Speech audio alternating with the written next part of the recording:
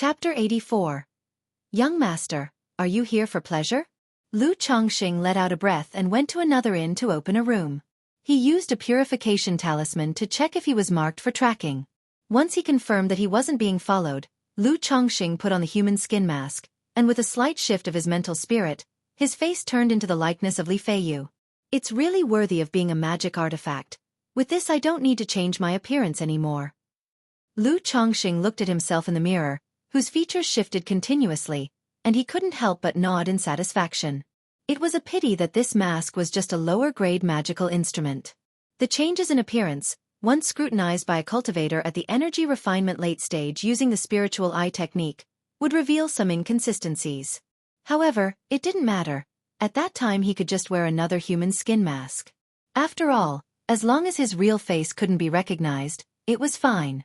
After all, with a lower-grade magical instrument, what else would one need a bicycle for? Lu Chongqing used the human skin mask to transform into an ordinary face and walked out of the inn. Then he turned left and right, returning to his own face in an alleyway. He was dressed in a Qingzhou embroidered robe with green wind boots, handsome and elegant as if a graceful pine was charming the wind. Just as Lu Chongqing was about to leave the alley, a voluptuous woman walked out of a small courtyard nearby, wearing only a thin pink gauze garment that accentuated her curves, revealing creamy white fragrant shoulders. Upon seeing Lu Chongqing, her eyes lit up, and she couldn't help but smile coquettishly, saying softly, "Is the young master here to seek pleasure?" Lu Chongqing's face was full of question marks. Since the young master is here, why not come in and experience it for yourself?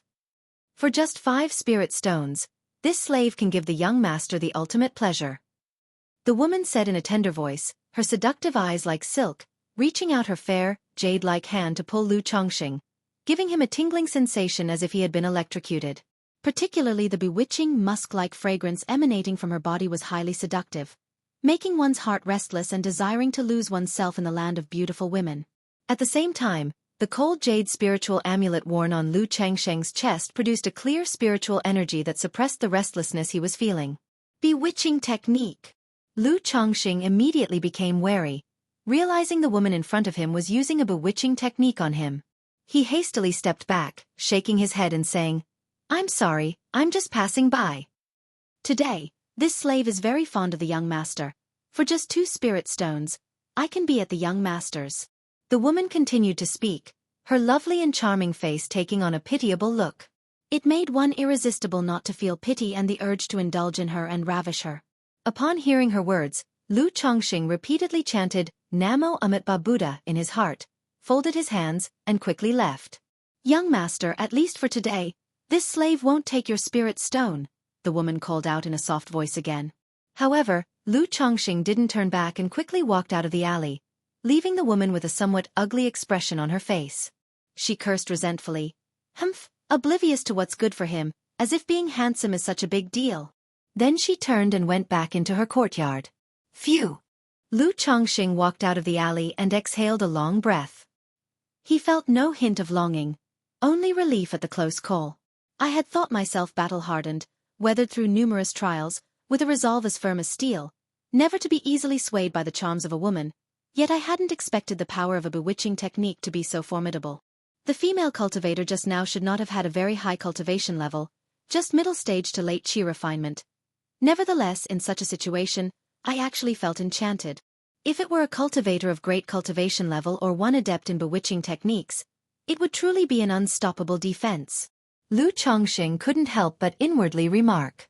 The woman he had just met was indeed good-looking, with a very seductive figure, but that alone wouldn't have affected him so much.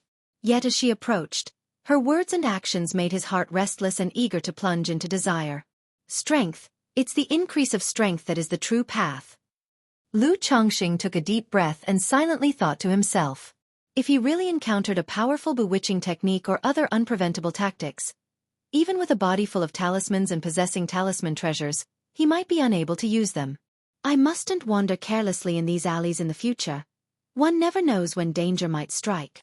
Lu Chongqing shook his head and walked towards the spiritual talisman shop. He planned to keep to the more crowded streets from now on. The 9 Dragons Market was known for its good public order, but that did not mean it was entirely devoid of hazards. Accidents would happen from time to time, and in these deserted alleys, there might lurk heretic cultivators or robber cultivators. On his way back to the spiritual talisman shop, Lu Chongqing passed White Jade Tower and involuntarily paused. Then, eyeing the White Jade Tower before him, his gaze narrowed and he strode in. After all, one mustn't stop taking wives, concubines, and fathering children. That was his foundation for settling down and establishing himself in this world. If one could simply buy maids or concubines with a spiritual root, it would naturally be the best option. Otherwise, if left to his own devices to find them, it would be difficult. This difficulty did not solely refer to the challenges of taking multiple wives or concubines. Lu Chongqing knew that with his current circumstances, marrying a few more fairies with spiritual roots would not pose an issue. But after taking a wife or concubine, investing the time, effort, and emotion into having children with them was substantial. Even now, with his several wives and concubines, Lu Chongqing could already feel the limitations of his time and attention. He could not possibly care for each and every one equally. If these matters could be settled with money, relatively speaking, he wouldn't need to invest so much emotion and effort.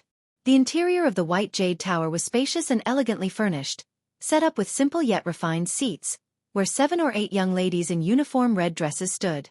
Inside the hall, 2 young women in red dresses were explaining something to 2 cultivators who appeared to be customers. What would the young master like to know about? Do you wish to take a wife or concubine or to purchase a maid? Let me introduce you to our services. At that moment, a woman in a red dress saw Lu Chongqing, approached with a beaming smile, and spoke. Do you have maids or concubines with a spiritual root here? Lu Chongqing asked directly. The woman in the red dress was momentarily stunned. After carefully observing Lu Chongqing's appearance and demeanor, and verifying that he was not joking, her smile grew even deeper. Knowing that Lu Chongqing was a potentially significant customer, she promptly led him to the second floor. The furnishings on the second floor differed from the main hall below, divided into many private rooms. The woman in the red dress led Lu Chongqing to a room and knocked on the door. Come in. A languorous and tantalizing voice came from within, soul-stirring and causing anyone who heard it to tremble slightly in their spirit. Chapter 85. Do you smell like another woman?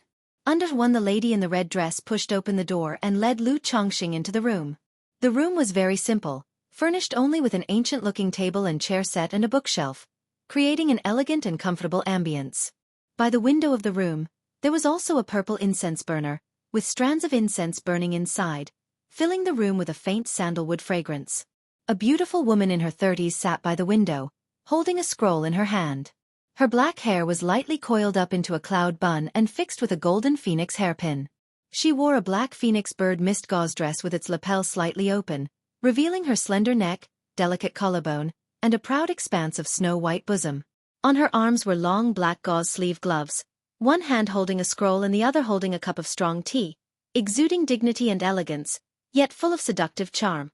Beneath the gauze dress, her long shapely legs were crossed, allowing one to catch a glimpse of plump and fair legs wrapped in black silk stockings, with one leg raised slightly. Her toes were hooked in a black phoenix bird-patterned high heel, hanging as if by a thread, highly provocative. When Lu Chongqing saw this beautiful woman, he couldn't help but take a second glance. This woman, oh so seductive. She was different from the enchanting woman he encountered in the alley just now. Not that type of charm that came from employing bewitching techniques. But rather, she exuded an alluring air from head to toe. Merely sitting there, she was incredibly tempting, stirring fires in a man's heart. One could only say, White Jade Tower truly understood men. Utterly skilled in men's hearts. The beautiful lady saw Lu Chongqing come in, and without any hurry, placed down her scroll. Her bright red lips lightly sipped from her teacup, leaving a mark on the porcelain edge, then smiled softly at Lu Chongqing. That smile was like a whirlwind of flirtation and endless charm. Meanwhile, the lady in the red dress who had arrived with Lu Chongqing quickly stepped forward and whispered a few words in the ear of the beautiful woman. After hearing the words, the beautiful lady also stood up. Her slender high heel sounded a light tap-tap-tap on the floor as she swayed up to stand, laughing lightly. This one is the White Jade Tower's manager, Feng Jianyang. May I have the honor of knowing your name, young master? Han Li. Lu Chongqing had not intended to conceal his name. After all, he had come in person. But looking at this bewitching woman before him made him subconsciously give a false name. "So it is young Master Han, please take a seat," said the beautiful woman as she ushered Lu Chongqing to sit down, then bent over to pour tea for him. Lu Chongqing could not only smell a rich fragrance but also caught a glimpse of Snow White between the fullness of the woman's chest. "Damn vixen," Lu Chongqing thought to himself. There was no need to think. He knew the woman was doing it intentionally, tempting him. Indeed, the tricks in the city were deep. He had only come to find out more about White Jade Tower, not planning to immediately buy anything or take a concubine or buy a maid. But faced with such tactics, he felt a bit embarrassed not to buy anything in the end. "Young Master Han must be visiting our establishment for the first time," said the beautiful woman slowly, having finished pouring tea, smiling and speaking with a soft, tempting voice. "Indeed, Han, someone truly is visiting your esteemed establishment for the first time," Lu Chongqing nodded. "Young Master Han visiting our White Jade Tower is a great honor for us," she said. "Our creed at White Jade Tower is to ensure every customer leaves satisfied." Feng Jianyang spoke unhurriedly. "I wonder what are the young Master Han's requirements for taking a concubine or buying a maid? You may mention them, so this one can help select and recommend for you." After hearing this, Lu Chongqing pondered a bit before replying. "To have a spiritual root, to be well-behaved and sensible, and as for age, not too old. For appearance and figure, average or above is fine." His requirements for a concubine and a maid were not high. Just to possess a spiritual root. For the rest, he was indifferent. Now was not the time to consider that aspect. As long as they had good conduct, were well-behaved, and sensible, that was all that mattered. As for appearance and figure, just about average would do. Of course, it would be best if they were like Chu Zhenjin, on their own without many entanglements. He came to White Jade Tower because he thought if he were to take a concubine, he wanted to avoid too many complications, thus resolving to avoid trouble. Is young Master Han only looking to take concubines and buy maids, not to take a wife? Feng Jianyang asked, always keeping a smile on her face and speaking with a seductive and delicate voice. Exactly, Lu Chongqing nodded. Since he had come to White Jade Tower, of course, he wasn't planning to take a wife. Although he tried to treat his wives and concubines equally, the moment he stepped into White Jade Tower, his thoughts were utilitarian. He did not want to mix feelings into it. As time passed, Lu Chongqing felt he was gradually adapting to this world, and his morals were becoming more flexible. In the beginning, he used to worry all day about his wives and children. But now, he had become much more indifferent. He even wondered if this counted as developing an air of arrogance. "Very well. I understand young Master Han's requirements. Please wait a moment, I will return shortly," Feng Jianyang said with a light chuckle, gracefully stood up, and left the room, leaving Lu Chongqing by himself. A short while later, the alluring sound of tap-tap-tap from high heels approached, accompanied by a burst of fragrant air. Feng Jianyang returned to the room, came to the table, and placed 5 jade slips on it. "I just checked, and there happen to be 5 ladies who meet young Master Han's requirements. These 3 are maids, and these 2 are concubines. Young Master Han can take a look to see if there is anyone to your liking," said Feng Jianyang. With her arms wearing black gauze sleeve gloves, revealing only half of her creamy jade fingers, Feng Jianyang's hands appeared slender and enchanting. Chapter 86. "Do you smell like another woman?" Lu Chongqing nodded slightly, picked up a jade slip, and placed it on his forehead, sensing it with his mental spirit. He immediately saw a vivid lifelike image of a young woman in a yellow dress. This woman was about 18 or 19 years old, with an above-average face and figure, except her eyes lacked luster, carrying a sense of numbness and lifelessness. Despite the smile on her face, it was evident that it was a forced smile. He shook his head slightly and picked up the second jade slip. It contained the image of a 20-something female in white, much like the first, with numb eyes and a forced smile. The third jade slip held the image of a woman in her late 20s. She had a beautiful face and a plump figure, exuding a sense of dignity and maturity that came with being a young married woman. Although her eyes were not as numb as the first 2, it was clear to see that she was somewhat reluctant. After viewing the jade slips of these 3 maids, Lu Chongqing furrowed his brows and picked up the 4th jade slip. Compared to the previous 3 women, this one seemed quite normal. In her 20s, with a beautiful and lovely face, dressed in a purple dress, she had a very sweet smile with 2 shallow dimples. Lu Chongqing picked up the 5th jade slip to inspect.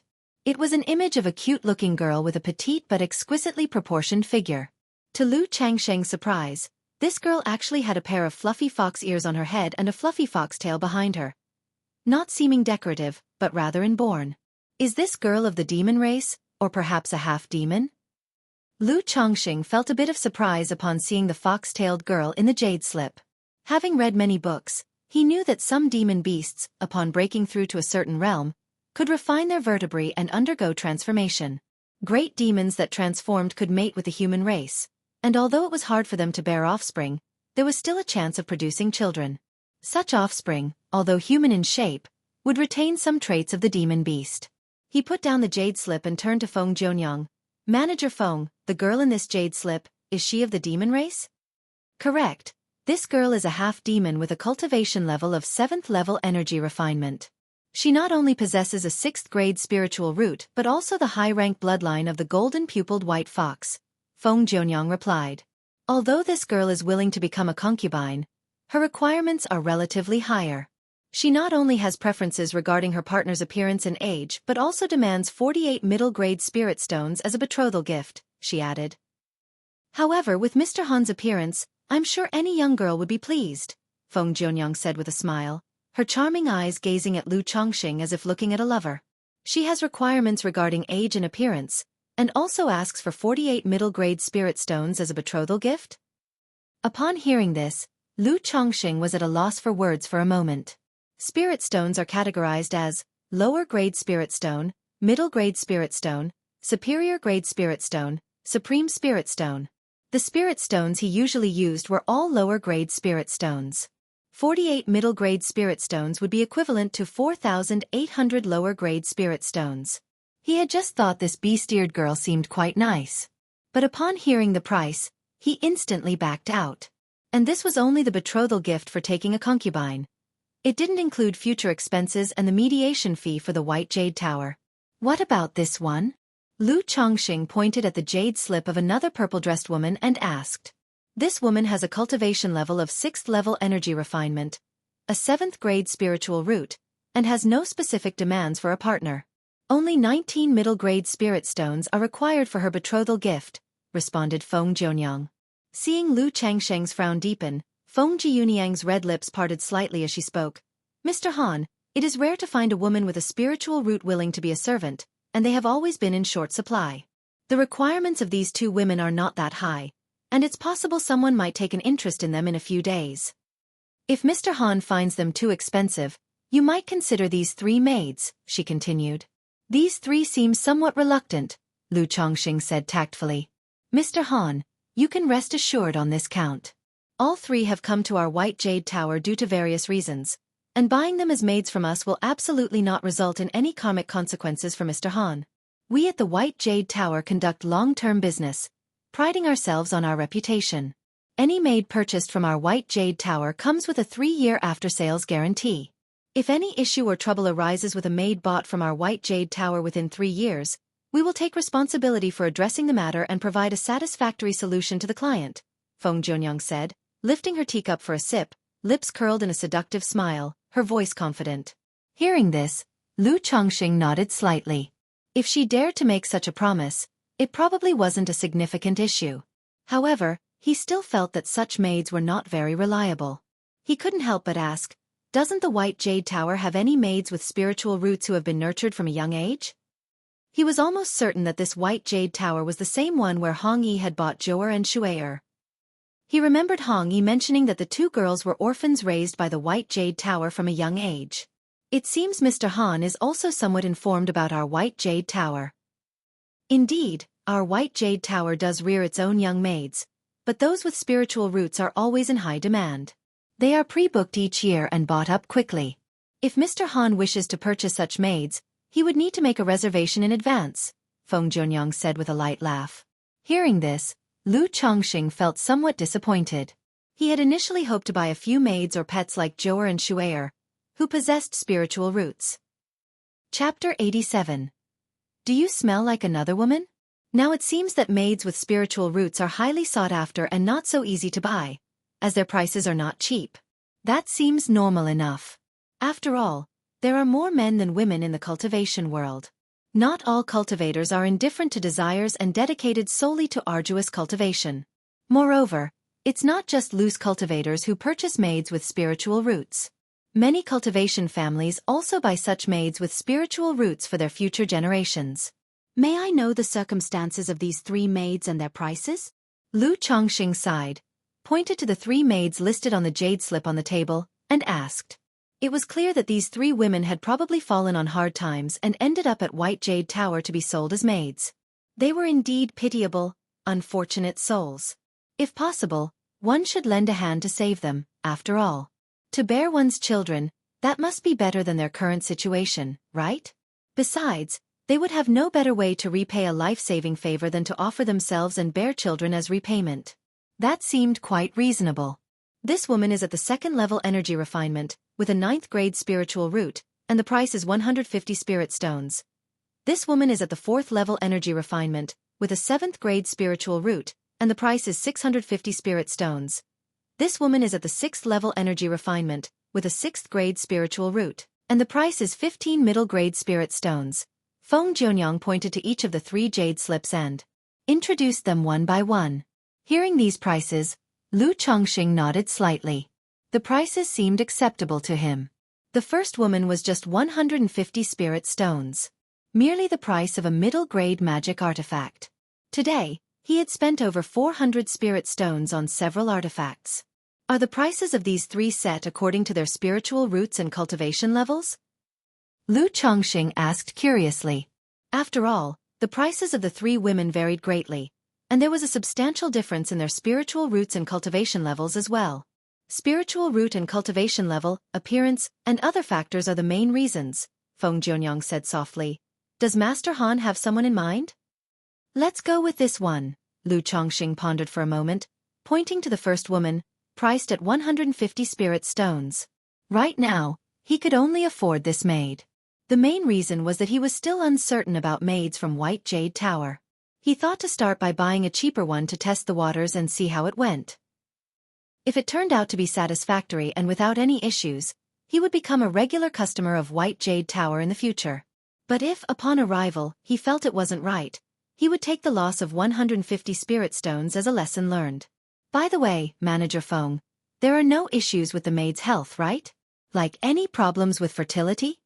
Lu Chongqing suddenly thought of something important and asked. His main purpose for buying a maid was to father children, so he naturally had to make sure of that detail. Upon hearing this, Feng Jianyang laughed coquettishly and said in an extremely charming manner, Master Han can rest assured on that account. If you decide to purchase, our White Jade Tower will provide you with all the information on the maid and ensure she undergoes a complete health examination to confirm there are no issues whatsoever. However, this woman is not currently in 9 Dragons Market. She's at another branch of our White Jade Tower.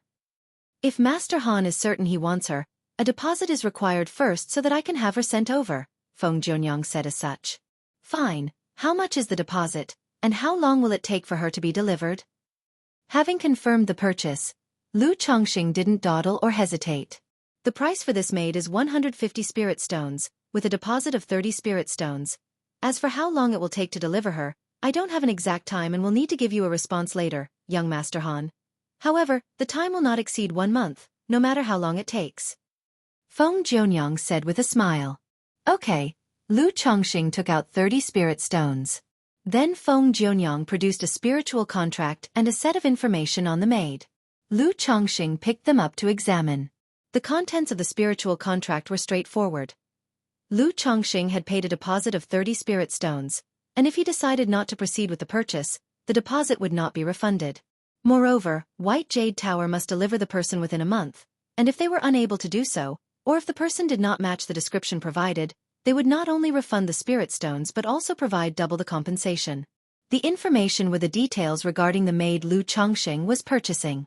The woman's name was Xiao Yu Yao, 19 years old, and belonged to an energy refining family. As her family had been destroyed, she had been sold to White Jade Tower.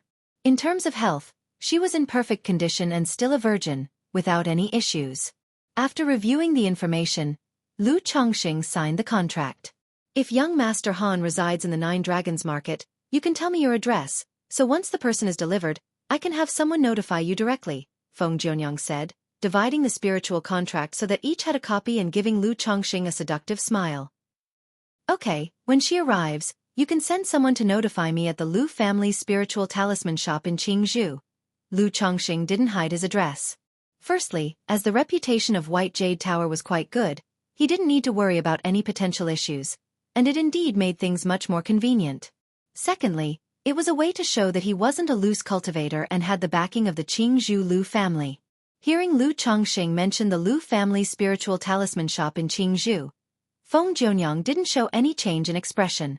Her red lips curled into an enticing smile. All right, no problem. As soon as the maid is delivered, I will send someone to notify the young master at the Lu family's spiritual talisman shop in Qingzhou. Okay, in that case, I shall take my leave now. Lu Chongqing put away the spiritual contract and rose to bid farewell. If young Master Han visits White Jade Tower in future, simply ask for me by letting the maids know, Feng Jianyang said laughingly, her demeanor oozing allure. All right. Lu Chongqing let out a long sigh of relief after exiting the White Jade Tower. He thought the manageress of White Jade Tower was quite the enchantress, with every movement she made filled with seduction. I wonder if the White Jade Tower sells its own people? A thought suddenly flashed through Lu Changsheng's mind. With a grin and a shake of his head, he cast aside such whimsical thoughts and headed towards the spiritual talisman shop. A quarter of an hour later, upon returning to the spiritual talisman shop, Lu Chongqing nodded slightly to a few employees and went straight to the third floor.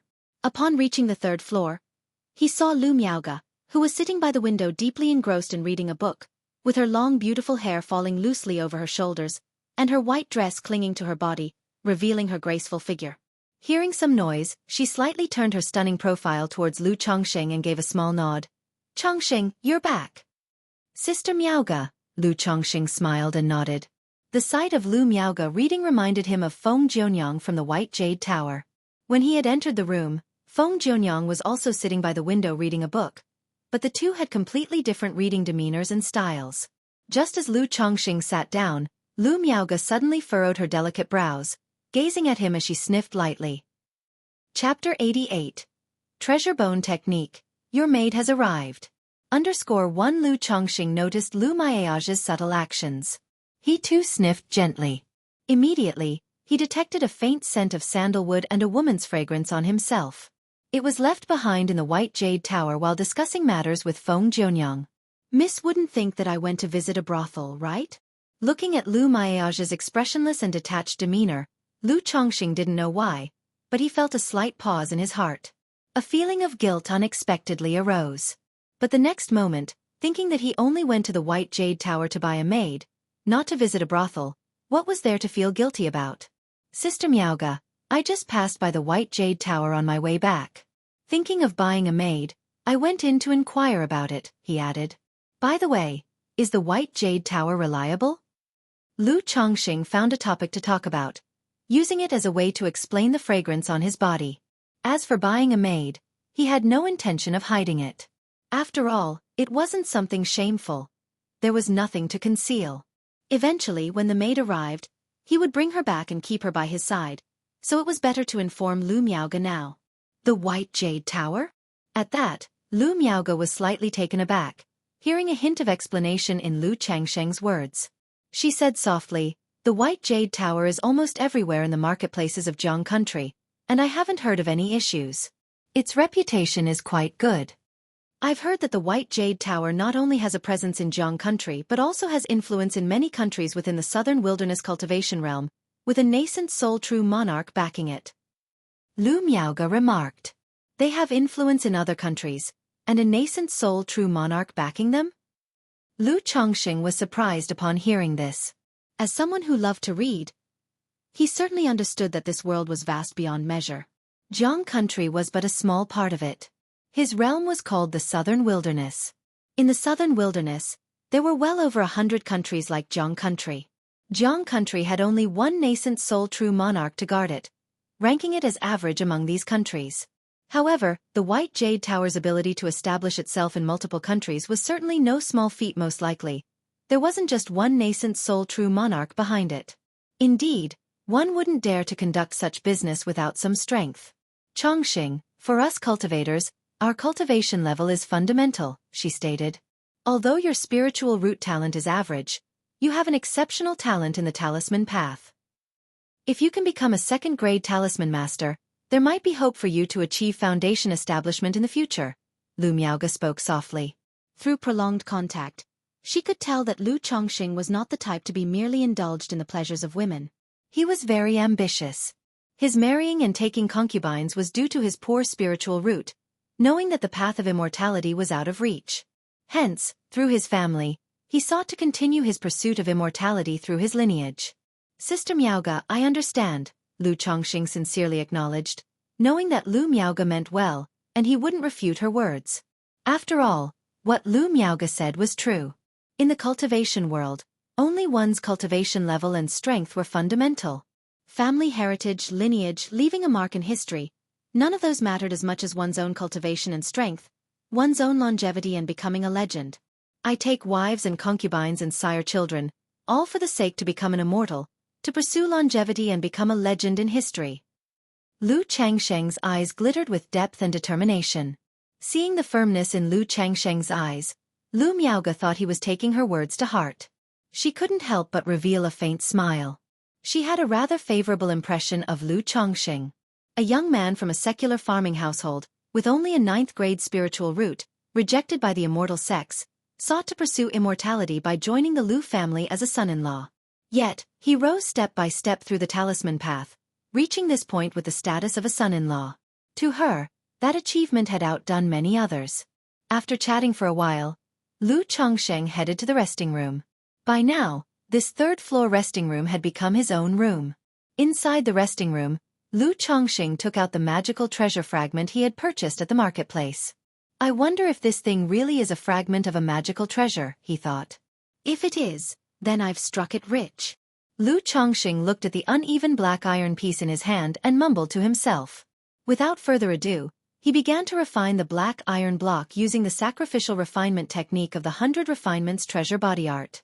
If he succeeded in the refinement, it would confirm that the block was indeed a fragment of a magical treasure and could be integrated into his body as part of the 100 Refinements treasure body technique. Tisk!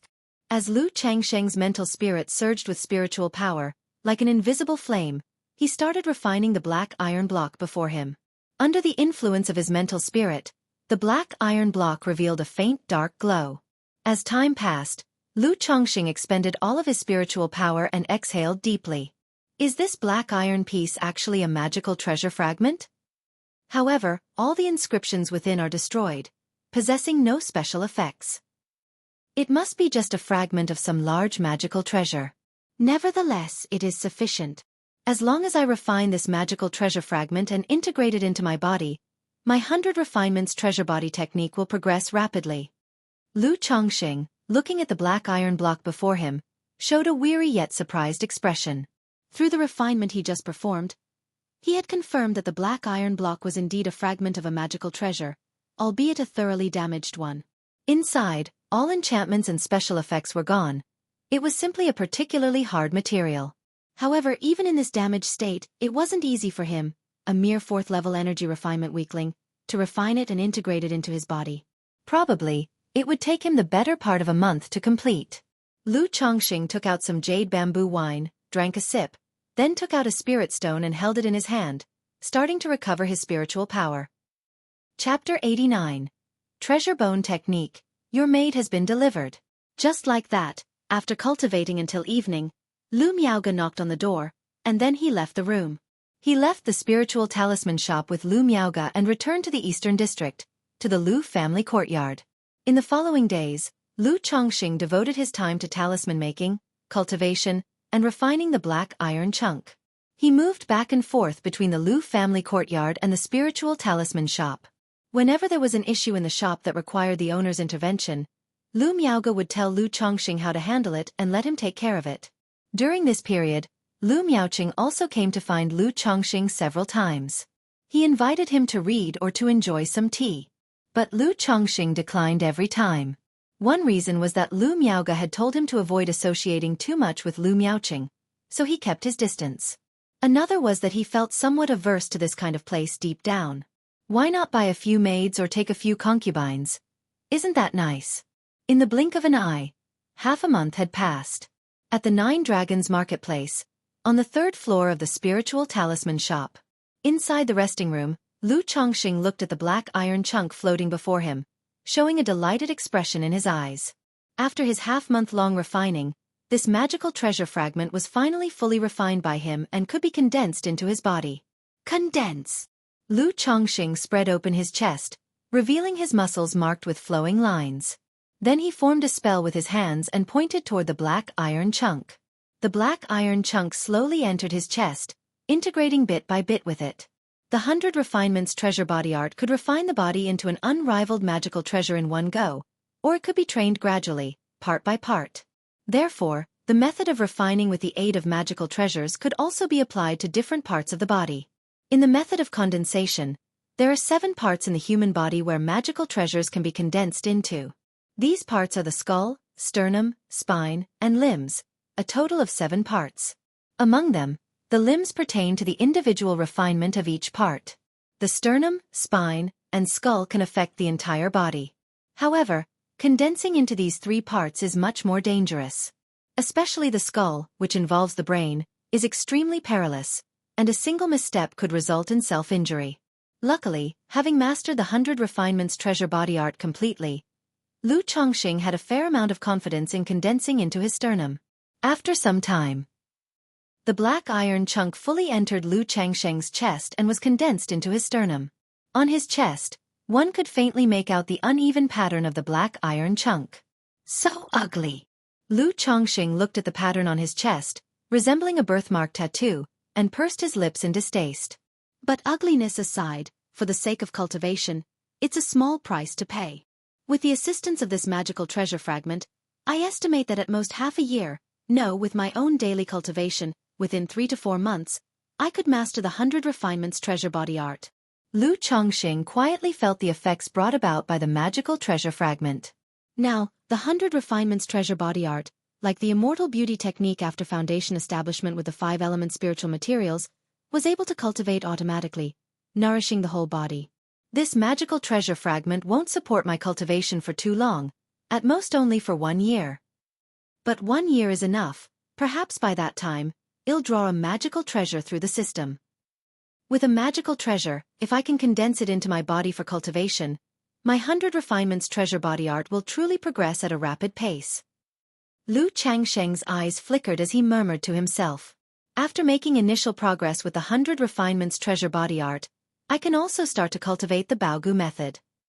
Using the power of magical treasures to nurture the sternum, hand bones, leg bones, spinal bones, and skull, turning the human skeleton into treasure bones. Once the treasure bones are formed, they're like spirit talismans, and even in the Qi refinement realm, I could exert part of a magical treasure's power. Lu Chongqing licked his lips in anticipation. The 100 Refinements treasure body art, being an orthodox-level cultivation technique, naturally contained innumerable mysteries. It had not only cultivation methods but also various supporting techniques like condensing magical treasures and the Baogu method. After finishing the refinement of the magical treasure fragment, Lu Chongqing noticed it was still early, and it had been quite some time since his last visit to Southwest Street. He mentioned to Lu Miaoge that he was going out for a while. Lu Miaoge did not ask too many questions or make further comments. Once outside, just like he did before, Lu Chongqing changed his appearance and visited 3 spirit talisman shops, selling over 100 low-grade talismans and more than 30 middle-grade talismans, earning a total of 259 spirit stones.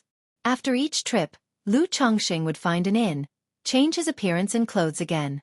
He also made it a routine to check whether anyone was keeping tabs on him. Under the effect of the purification talisman, there was no issue with him. However, at this moment, one of the spirit stones he had just received began to emit strands of black smoke. Just for selling a few talismans, in being watched? Little talisman hole, I've noted you. Lu Chongqing narrowed his eyes slightly as he watched the black smoke billowing out. He hadn't expected that just selling a few dozen talismans in one shop would attract attention. It might also be because I have sold talismans at this little talisman hall before, and the shopkeeper saw through me this time. Lu Chongqing speculated in his mind. After all, his ability to disguise wasn't all that sophisticated.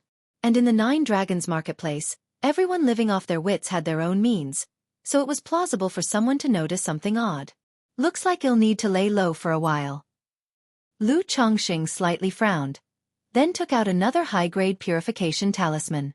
He applied it to himself and everything in his storage bag, checking over the spirit stones to ensure there were no other issues. Once he confirmed there were no problems, Lu Chongqing breathed a sigh of relief. He planned not to sell talismans this way for the next month or two. Otherwise, he might attract the attention of other interested parties. He wasn't just reading books for nothing. He knew that in the cultivation world, there were many unique and various techniques. Chapter 90. Treasure Bone Technique. Your maid has arrived. Even mystical beasts capable of sniffing out spirit stones, spiritual medicines, treasures, and the like exist, as well as secret techniques to do the same. Therefore, sometimes without any rhyme or reason, one might inexplicably become the target of someone else's interest. While the Nine Dragons market has good public order, one never knows if someone might take a risk, seeing someone with a low cultivation level but carrying money. After changing his appearance, Lu Chongqing switched ins twice more before reverting to his true form and returning to the spiritual talisman shop. He then took a middle-grade magic artifact pen from the spiritual talisman shop at the cost price of 139 spirit stones.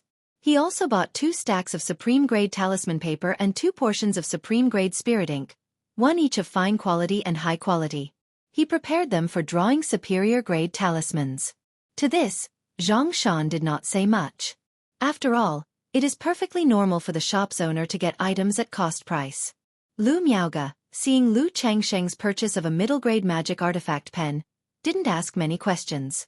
As a talisman master, buying a better quality pen is quite the norm, isn't it?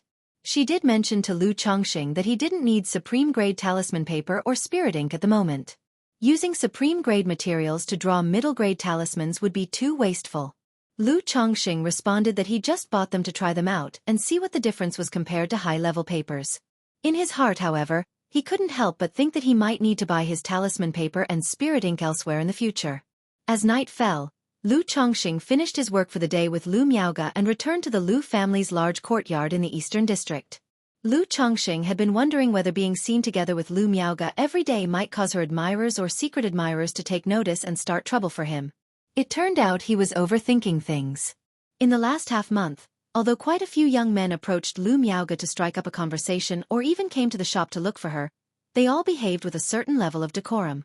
Moreover, once they learned of his identity, they did not see him as a rival. They refrained from mocking and were in fact very polite. Upon returning to the courtyard, he encountered the second young lady. Faced with Lu Chongqing, she gave a cold snort and looked at him with a chilly disdain. To this, Lu Chongqing merely smiled wryly, finding the second young lady's behavior rather endearing. He thought to himself that one day, he would give her enough reasons to grumble. After a simple dinner, Lu Chongqing returned to his room. On the way, he ran into Lu Miaoqing, who was staggering and rubbing his waist. The latter clapped him on the shoulder and said, "Chongqing, you were right. We should visit those places less. We cultivators ought to focus on cultivation and tempering our characters." Lu Chongqing, if he remembered correctly, Lu Miaoqing had said the same thing to him just 3 days ago. It had only been a few days. So much for being a saint after the deed. All that resolve flies out the window as soon as the trousers are pulled up. Shaking his head slightly, upon returning to his room, Lu Chongqing took out the newly purchased magic artifact pen, supreme-grade talisman paper, and supreme-grade spirit ink and placed them on the table. He prepared to draw a few superior-grade talismans that could save his life. Lu Chongqing took out a bottle of white jade 100 flowers wine from his storage bag and took a hearty swig. Then he took a deep breath, calmed his mind, picked up the magic artifact pen, and began to draw the superior-grade talisman, the Thunder Summoning Talisman. Even with his second-ranked talisman-making skill, his cultivation level required him to treat the drawing of such superior-grade talismans with due seriousness. The tip of the pen dipped lightly in the spirit ink, emitting a faint spiritual light. Then Lu Chongqing began to draw the talismans with a serious expression. The process was neither quick nor slow, each stroke smooth and fluid, possessing an artistic beauty. If the fourth elder were here, seeing Lu Changsheng's talisman-making skill, she would be agape in awe and disbelief. Even she did not have the fluidity and ease that Lu Chongqing possessed when drawing the thunder-summoning talisman. After a while, Lu Chongqing finished the drawing with a flourish of his pen, and spiritual light surged from its tip, making the whole sheet of talisman paper seem to be enveloped in lightning at that moment. In an instant, the thunder light faded and vanished. A first-grade superior talisman, the thunder summoning talisman, completed. Phew! At this moment, Lu Chongqing let out a long sigh of relief and sat down, a tired expression on his face. Indeed, with a middle-grade magic artifact brush and an advanced-level talisman paper and spiritual ink, superior talismans will no longer pose a problem for me, he said. The only problem is, creating one almost drains all my spiritual power. Lu Chongqing gazed at the thunder-summoning talisman on the table, muttering to himself, yet his eyes were filled with excitement and joy.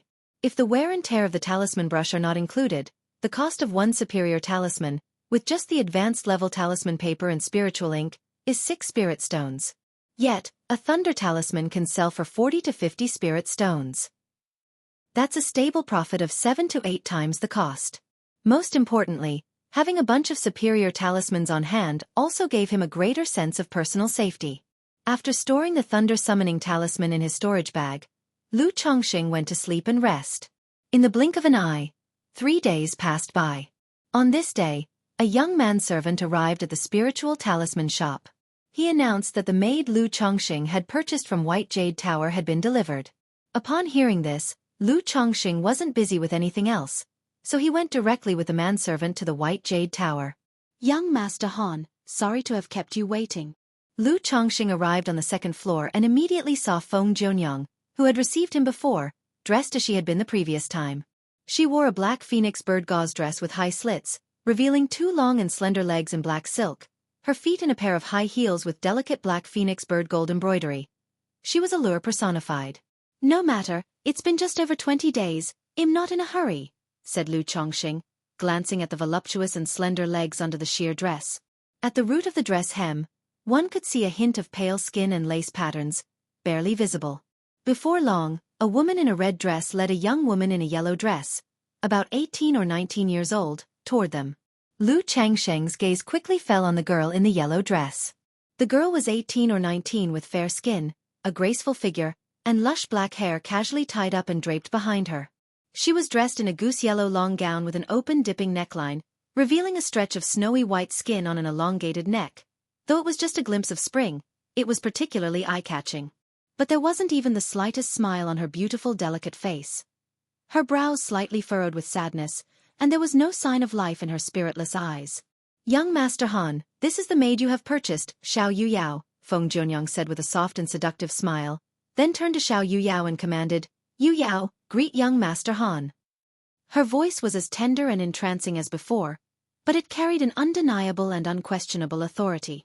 Only then did the girl in yellow lower her eyes slightly and politely greeted Lu Chongqing. "Yuyao greets young Master Han." When she saw Lu Chongqing, a trace of vitality appeared in her lifeless eyes. After all, with the downfall of her family and being sold to the White Jade Tower, she knew what lay ahead for her. She could either be bought to become a cauldron, harvested until death, or be bought as a tool for bearing children, continuously birthing offspring. Only a minority were bought to become maids serving others. Seeing the buyer was such a young and handsome man, she too relaxed a little, feeling moderately lucky that her fate wasn't as miserable as it could have been. After all, even if she were to become a cauldron or a childbearing tool, who wouldn't prefer someone good-looking and handsome? "Young Master Han, are you satisfied?" Feng Jianyang made a welcoming gesture toward Lu Chongqing and asked. According to the terms of the spiritual contract, once the maid was delivered, if the buyer found that the reality did not match the information provided, they could voice their objections. They could even choose to reject her.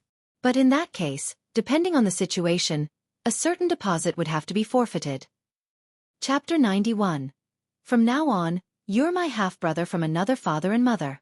Under 1. Miss Xiao, would you be willing to become this young master's maid? Lu Chongqing looked at Xiao Yuyao before him and asked with a smile. Although whether he asked didn't really make a difference, the woman before him had no right to refuse anyway. But it could be hypocrisy, or perhaps a flexible moral bottom line, so he still posed the question. After all, he, Lu, never coerced anyone against their will. Xiao Yuyao appeared slightly taken aback. Then, looking at Lu Chongqing, she squeezed out a bit of a smile and said, "I am willing to serve as the young master's maid." "Good, Manager Feng. I'm quite satisfied with her." Hearing this, Lu Chongqing didn't say much more and nodded towards Feng Jianyang. In his view, With her figure and the presence of a spiritual root, 150 spirit stones was not expensive at all. Quite a bargain indeed. Just bearing him a few children with spiritual roots would mean he had struck gold. Immediately afterwards, Feng Jianyang waved her hand, signaling the girl in the red dress to take Xiao Yuyao out. To complete the subsequent transaction with Lu Chongxing. After Lu Chongxing had paid the remaining spirit stones, he was also given a spiritual contract. It was Xiao Yuyao's deed of servitude. But this spiritual contract was much more authoritative, able to decide Xiao Yuyao's life and death. And for the next 3 years, should any issues arise with Xiao Yuyao or she brought about any karmic troubles, Lu Chongxing could bring this spiritual contract to White Jade Tower and have them handle it. Young Master Han, please take care. If you need anything in the future, feel free to visit us often. Feng Jianyang warmly saw Lu Chongxing and Xiao Yuyao off the premises of White Jade Tower. As a manager at the White Jade Tower, she could tell from Lu Chongxing's clothing, appearance, and demeanor that he was a highly potential major client. Otherwise, for such a small transaction, she wouldn't have been so courteous. Okay. So Lu Chongxing, taking Xiao Yuyao with him, first returned to the spiritual talisman shop. It was high noon, and Zhang Shan's wife, along with their child, came to the spiritual talisman shop delivering food in a lunchbox. Seeing a beautiful woman with a meek appearance following behind Lu Chongxing, Zhang Shan couldn't help but show a hint of envy. Upon reaching the 3rd floor, Lu Miaoge saw Xiao Yuyao and simply asked if this was the maid Lu Chongxing had purchased from White Jade Tower. Lu Chongxing nodded and briefly explained Xiao Yuyao's situation. Lu Miaoge didn't say much upon hearing this. She was even more aware than Lu Chongxing of the cruelty faced by the lower ranks within the cultivation world. Every day, countless tales unfolded of bones buried in the wilderness, families destroyed and scattered. If one were to sympathize with every such case, it would be overwhelming. In her eyes, it was fortunate for this woman to become Lu Changsheng's maid. After all, in Qingzhou Mountain, although Lu Changsheng's reputation was not very good due to taking wives and concubines and having too many children, he still had a very good reputation in dealing with his wives, concubines and children. Night fell. Lu Chongsheng and Lu Miaoge got off work and headed back to the Lu family's large courtyard in the eastern district. As for Xiao Yuyao, the new maid, she followed half a step behind Lu Chongxing with her eyes demurely lowered. Li Shi and Wang Wu exchanged glances upon witnessing this scene. They could both see a touch of sorrow in each other's eyes. Although they aspired to dedicate themselves to Lu Chongxing, they understood. A man like Lu Chongxing was never short of women. The few in the Lu family's courtyard didn't make any remark about Lu Chongxing bringing home a woman. After all, it was just the purchase of a maid. Only the second daughter saw this and let out a louder snort than usual, her face showing even more disdain. Lu Chongxing smiled wryly, returned to his small courtyard and directly instructed Xiao Yuyao. Go and prepare a bath for me. Since he had bought her to be a maid, naturally she was to be put to work. Though he had a moral bottom line, he did not have an obsession with moral cleanliness. He didn't go so far as to preach equality and treat a purchased servant with the same regard as anyone else. A maid should naturally look and act as one. As if realizing something, Xiao Yuyao's eyes trembled, and she quietly acknowledged with a yes. Then, carrying a bath bucket and bringing hot water, her cheeks flushed as she began to undress Lu Chongxing. She also pursed her lips, undressing herself, and together with the swooshing sound of the water, entered the bath with Lu Chongxing, her delicate, soft hands washing over his body. As a cultivator clad in a magical robe, Lu Changsheng's body never really accrued any dirt, making bathing somewhat unnecessary. But taking a bath was a form of relaxation and indulgence. With the means, one should enjoy such pleasures. Otherwise, wasn't life just a relentless pursuit of immortality? After she had scrubbed Lu Changsheng's body thoroughly, the blush on Xiao Yuyao's cheeks deepened, and with shy arms loosely embracing Lu Changsheng's neck, she spoke in an embarrassed tone, "Young master." Despite the stiffness in her movements and voice, it was clear that White Jade Tower had trained her well. She was very accommodating. Right then, Lu Chongxing could no longer suppress himself. After all, it had been nearly a month since he last indulged in the pleasures of the flesh. Suddenly, inside the bathtub, the water surged tumultuously, splashing everywhere, with vigorous agitation. The next day. Indeed, it said that solitude yields no life, and singularity brings no growth. The harmony of yin and yang is essential. Lu Chongxing emerged from his room feeling refreshed and invigorated. It's truly better to have someone by your pillow. Without cuddling the tender warmth of a beauty, even sleep seemed to lack something. He didn't take Xiao Yao with him to the spiritual talisman shop. As he stepped out of the courtyard, he ran into Lu Miaoqing. Chongqing. Lu Miaoqing, seeing Lu Chongqing, hurriedly approached him. His somewhat haggard face showed a hint of awkwardness as he smiled and said, Chongqing, do you have any spare spirit stones on you? Could you lend me 20? Lu Chongqing had thought that the other was looking for him to perhaps discuss books or tea again. He hadn't expected a request for spirit stones. And to start with asking for as many as 20 spirit stones. Though he was often lavish with money, 20 spirit stones was not a small sum. Chapter 92. From now on, you are my half-brother from another father and mother. After all, when it comes to lending money, one must be prepared for the possibility that the other party won't repay it. Lu Miaoqing also managed a shop, but his monthly earnings were not much. Last time at Spring Abundance Building, there was a female cultivator I particularly liked, so I've spent all my spirit stones recently, which is why I've come to borrow some from you, he said.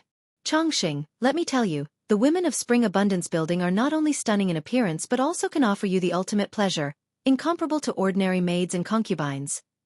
Lu Miaoqing continued, his handsome face breaking into a smile that seemed somewhat lecherous at that moment.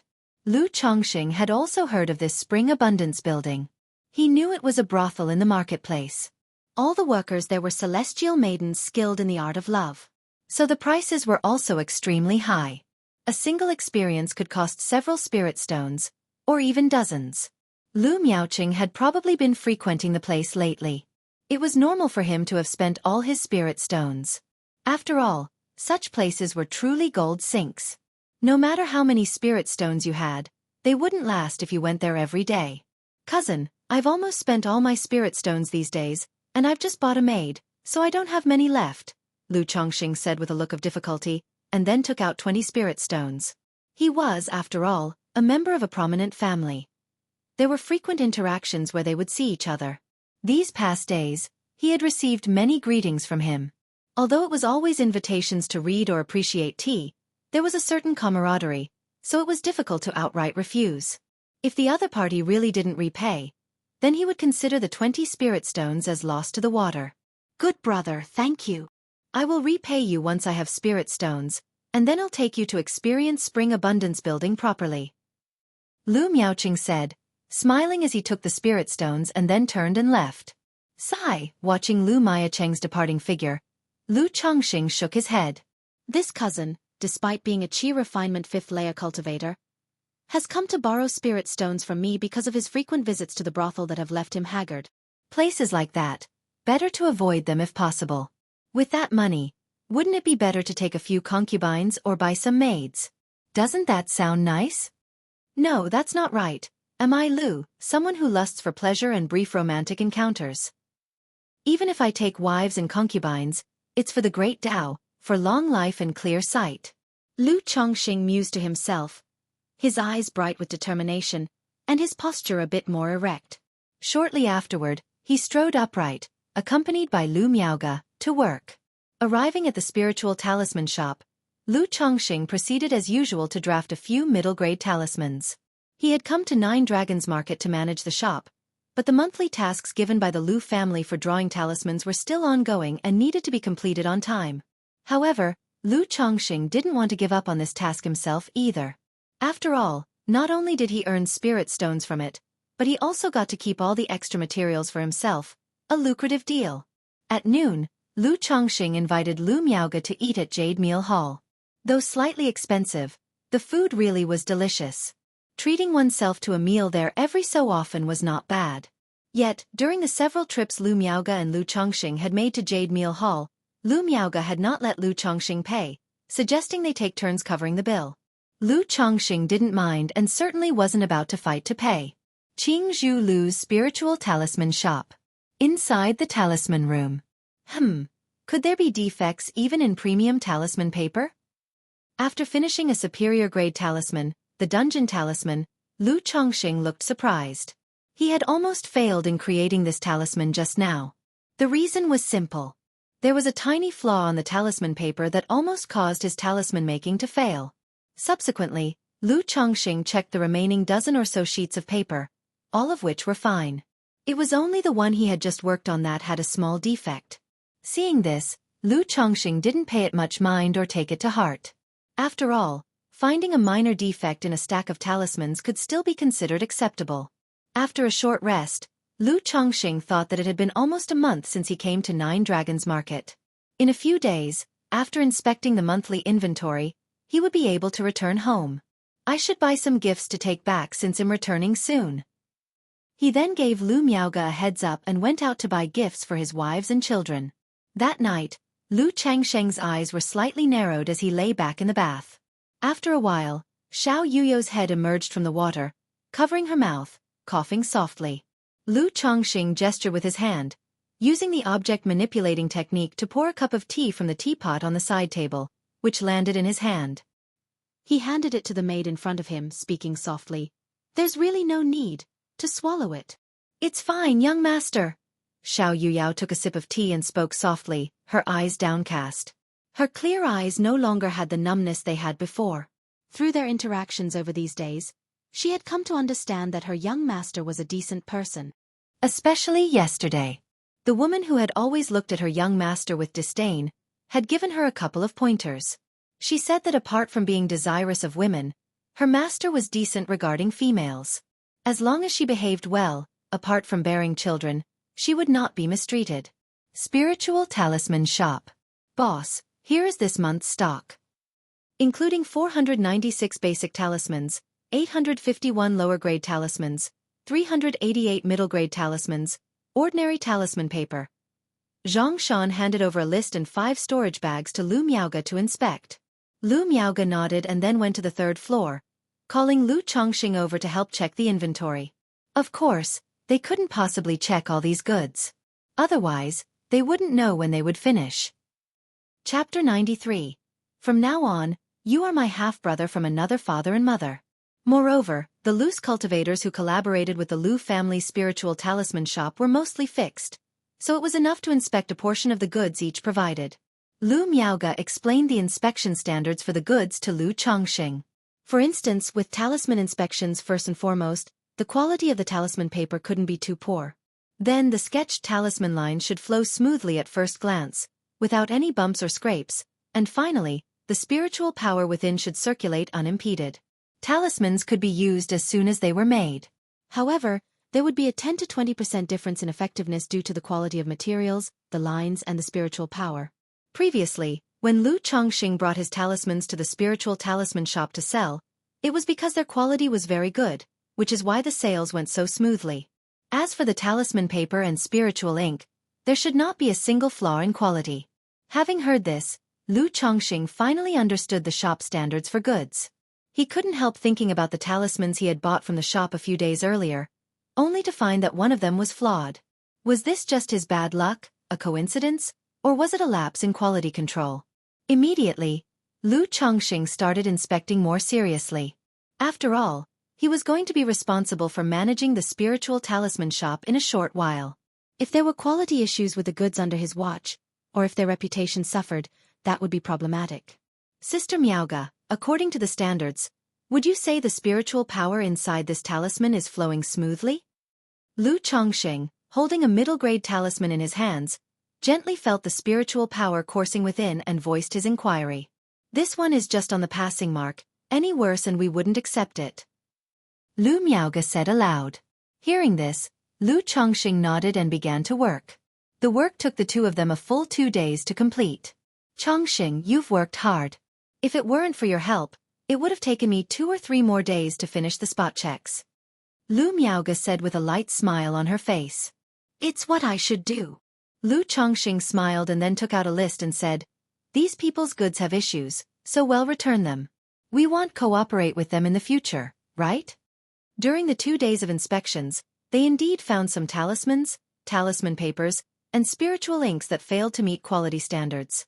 That's right, the main thing about running a shop in the marketplace is reputation. If there are too many issues with the goods, a bad reputation will essentially ruin the shop. That's why strict quality control in this area is a must. Lu Miaoge nodded her head with a serious tone. Okay, I'll make sure to control this aspect well. Lu Chongqing naturally understood this principle too. They say that becoming an official or getting rich means making enemies in the same trade, and rivals within the same industry harbor nothing but naked hatred for each other. With so many spiritual talisman shops in the Nine Dragons market, competition is fierce. The Lu family's spiritual talisman shop had not reached its current state easily. If any issues arose, other talisman shops would definitely pile on, and the business could plummet drastically. Uncle Zhang, I've finished inspecting the goods. These few suppliers have a low rate of quality goods. Return all their items and cease future cooperation. Lu Chongqing, holding a list, said to Zhang Shan. Yes, second master. Shopkeeper Zhang Shan nodded and took the list to look. Upon seeing a name on it, he said, Second master, this loose cultivator named Jia Huiran has cooperated with our shop for several years, and there has never been an issue during that time. Could there be some problem this time? Shall I ask him about it when I have a chance? Zhang Shan suggested.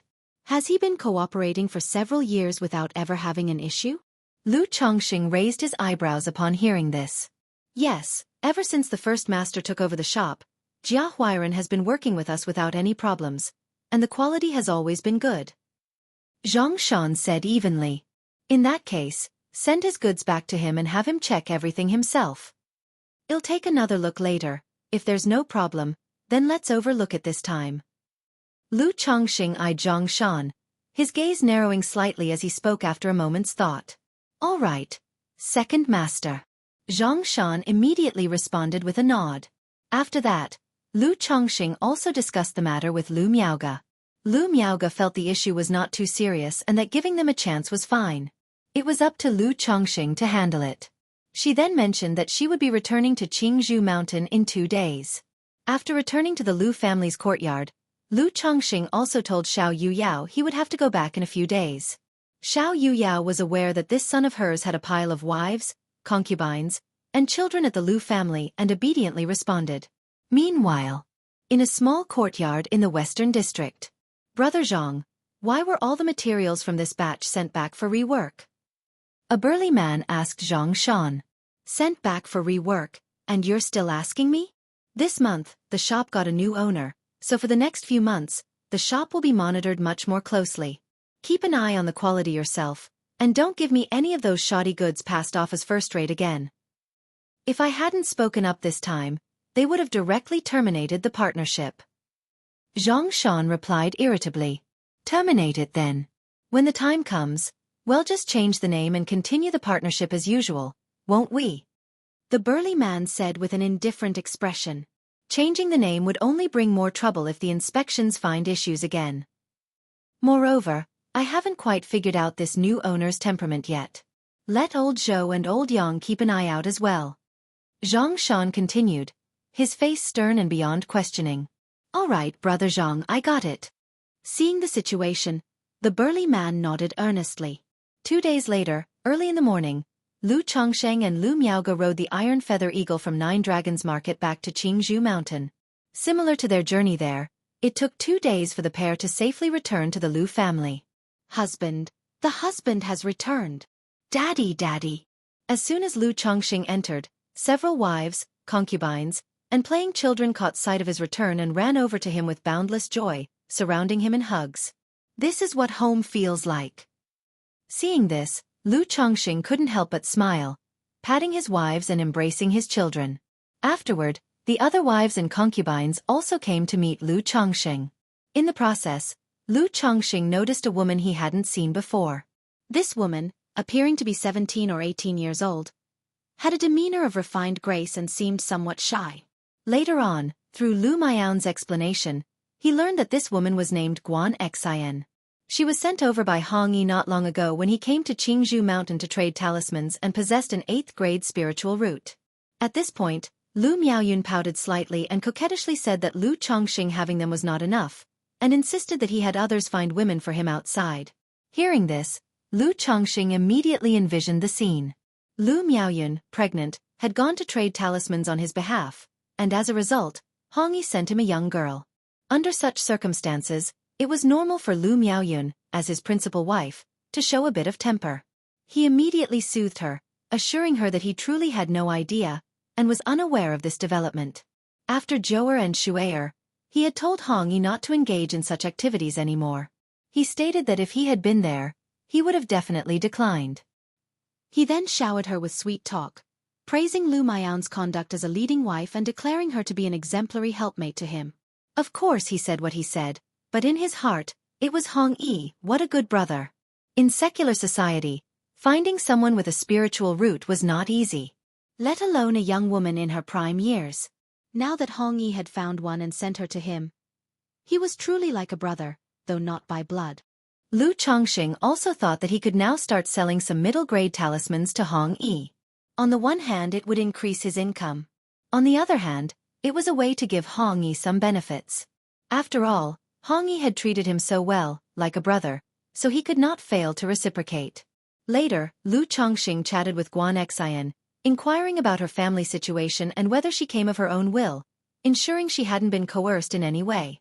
She conveyed that her family was an ordinary family of 5, and she had willingly sold herself to the Rui Marquis mansion to serve the Celestial Master. Hearing this, Lu Chongqing was relieved. A gentleman adores the fair sex but always acts in an upright manner. His bottom line, Lu's own, was not to coerce anyone and to avoid any possible trouble. Chapter 94. All right, I was wrong, okay? Under one there's a saying that absence makes the heart grow fonder. That night, after successive intense battles, there was much tossing and turning. The passion of the process, sweet and lingering, was not for others to know. Due to this trip home, I'd only be staying for 3 days. So during these 3 days, Lu Chongqing didn't do much cultivation or talisman making, instead spending all his time with his wives and children. In the meantime, Lu Chongqing also mentioned to Lu Miaoyun that he'd bought a maid while at 9 Dragons Market. There was nothing to hide about such matters. His wives would eventually find out once Xiao Yuyao became pregnant. Lu Miaoyun, knowing her husband's temperament all too well, didn't mind too much and didn't make much of it.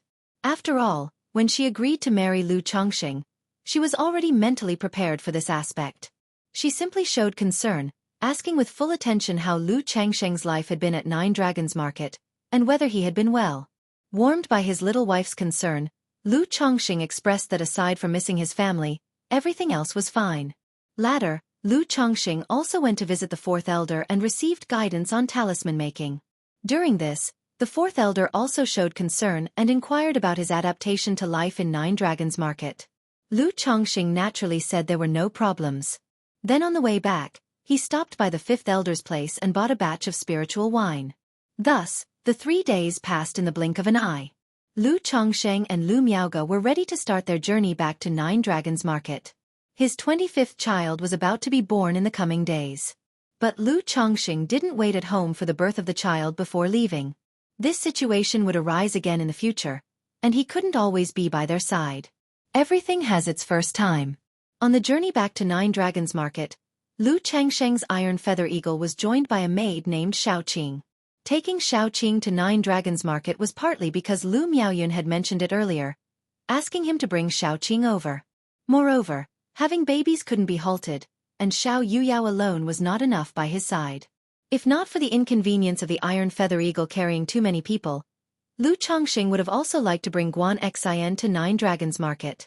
However, he wasn't in a hurry, as it would be the same if he brought her over the next month. Because he brought Xiaoqing, the journey took half a day longer than before. Also, as Xiaoqing wasn't protected by a magical robe, she consumed 3 of Lu Changsheng's wind-avoiding talismans while traveling through the clouds on the iron feather eagle. If Lu Chongqing didn't have an abundance of talismans and didn't mind the cost, just those 3 talismans would have cost 6 spirit stones, which was a significant expense. Upon entering the city, Lu Chongqing also got a long-term identity card for Xiaoqing. He couldn't help thinking to himself that bringing people to live in the marketplace also entailed quite an expense. When he brought Xiaoqing back to the Lu family compound, Lu Chongqing encountered Lu Miaohuan. The latter huffed with disdain and scorn written all over her face. This made Lu Chongqing somewhat displeased. Now and then your occasional snorts are fine. But do you have to huff with disdain every time we meet? Despite being the dream of untold numbers of fairies in the future, am still so unwelcome? Moreover, at the initial arranged meeting, although I was at fault, it was your excessive demands of not allowing a husband to take other wives or concubines that led me to refuse. If not for that, with your face, your figure, your legs, and your 6th grade spiritual root, if you were even half as good-natured as Lu Miaoyun, I feel I might have agreed. Second miss, are you sure there's nothing wrong with your health? Every time I see you, you're frowning and huffing. If something really is wrong, you should get it checked out soon, or it might get worse.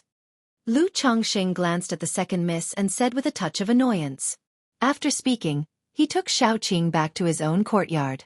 Lu Miaohuan didn't expect that after so long, not only did Lu Chongxing not apologize to her, but he also made sarcastic remarks, which left her feeling upset. She said coldly, "I'm in perfectly good health. I just dislike you. Is that a problem?" Her voice was still clear and beautiful. Hearing the second miss speak so frankly and righteously, Lu Chongxing was momentarily at a loss for words. Looking at Lu Miaohuan's icy, indignant, yet still exquisite face, Lu Chongxing couldn't help but respond, "Then don't look.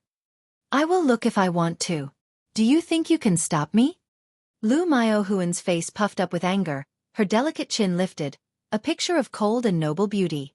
"I can't stop you. If you insist on making yourself miserable, then by all means, continue feeling upset," Lu Chongxing said, shaking his head as he walked away. "Lu Chongxing, you stop right there." Seeing Lu Changsheng's stance, the expression on Lu Miaohuan's delicate face inflated like a pufferfish. "You're the one who has an issue with me. Why are you telling me to stop? Do you want to make yourself suffer?" Lu Chongxing paused mid-step and looked sideways. What kind of attitude is that? Lu Miaohuan's face turned frosty as her chest heaved with indignation. All right, okay, I was wrong, I'm wrong, happy now?" Lu Changsheng's face was full of insincerity, uttering words that could infuriate anyone. "What do you mean by I was wrong, happy now? It was clearly your fault. Is this how you apologize?" Lu Miaohuan became increasingly agitated upon seeing Lu Changsheng's demeanor. An inexplicable fury surged within her, making her feel extremely annoyed. As Lu Chongxing observed her posture and temperament, he was reminded that the second miss was spoiled with a temperamental nature. Concepts such as interpersonal relations and social graces were non-existent in her. Not wanting to argue or fight with her, he turned around, bowed slightly, and earnestly said, "All right, it's my fault. I sincerely apologize to Second Mississippi. Please forgive me." Seeing Lu Changsheng's earnest apology, Lu Miaohuan's puffed cheeks deflated, her lips pursed, and with a huff, she walked away with high heels clicking, the epitome of a cold and noble beauty. Chapter 95. All right, I was wrong, okay? Lu Chongxing witnessed this scene and couldn't help being speechless. How is the second miss behaving like a child? The first miss, although appearing otherworldly, actually has a high EQ and handles interpersonal relationships very well. Lu Chongxing couldn't help shaking his head. He also felt there was no need to take the second miss so seriously, and when it was time to apologize, he might as well just do it. It would be like humoring a little girl. Best to just humor her and be done with it. "Son-in-law, it seems the second miss has taken a fancy to you," said the maid Xiaoqing giggling as she watched the two of them bicker. "Nonsense," Lu Chongxing flicked Xiaoqing's pale forehead with his finger. "It's true," the little maid said, pouting her lips while covering her forehead that had been flicked, knowing her master's temper. Lu Chongxing chuckled, feeling that the second misbehavior was indeed like that of a child trying to catch someone's attention in a certain way. He didn't pay it much mind. After all, if the second miss really took an interest in him, wanting to marry him, he would find it hard to accommodate, not having the energy to pamper her. Having settled Xiaoqing in the courtyard, Lu Chongxing suddenly thought of a problem. If the number of his wives, concubines, and maids increased, he might need to consider renting a house in the marketplace. After all, this small courtyard only had about 100 square meters, which was indeed quite small. And if there were many wives and maids, it would be inconvenient to live together in such a large courtyard. But for now, with just 3 people, Lu Chongxing wasn't in a hurry. He planned to rent a house in 9 Dragons Market once there were a few more people. In the blink of an eye, half a month had passed. Lu Chongxing spent his days cultivating, making talismans, and going to work. Sometimes he'd go shopping with the little maid and maid, and would occasionally invite the first miss to eat out. Life was quite leisurely and comfortable. One day, Lu Miaoqing came to find Lu Chongxing again. Lu Chongxing thought he was coming to repay the money. But unexpectedly, The man was here to ask for a loan again. There's a saying, borrowing and returning makes for further borrowing not hard, but don't lend to the desperately poor. For someone like Lu Miaoqing, who hadn't repaid the first loan and was likely borrowing money to indulge in pleasures again, Lu Chongqing naturally would not lend any more. He stated straightforwardly that he had no money. Not only did he claim to be out of money, but he also directly pleaded poverty, asking Lu Miaoqing when he would return the spirit stones. Under Lu Changsheng's acting, Lu Miaoqing could only leave disappointed. After all, to ordinary people, Lu Changsheng's income would indeed not amount to much if he had to support so many wives and children. He came to borrow money from you? Better to keep your distance from that sort of person. But you two do seem to have something in common. No wonder he came to you for a loan. Lu Miaohuan, just returning from work, passed by and saw Lu Miaoqing leaving. Guessing what had happened, she sneered. How are we of the same ilk? I, at the very least, have 5 wives, 6 concubines, 2 favored consorts, and 3 maids. Do I need to go to such places?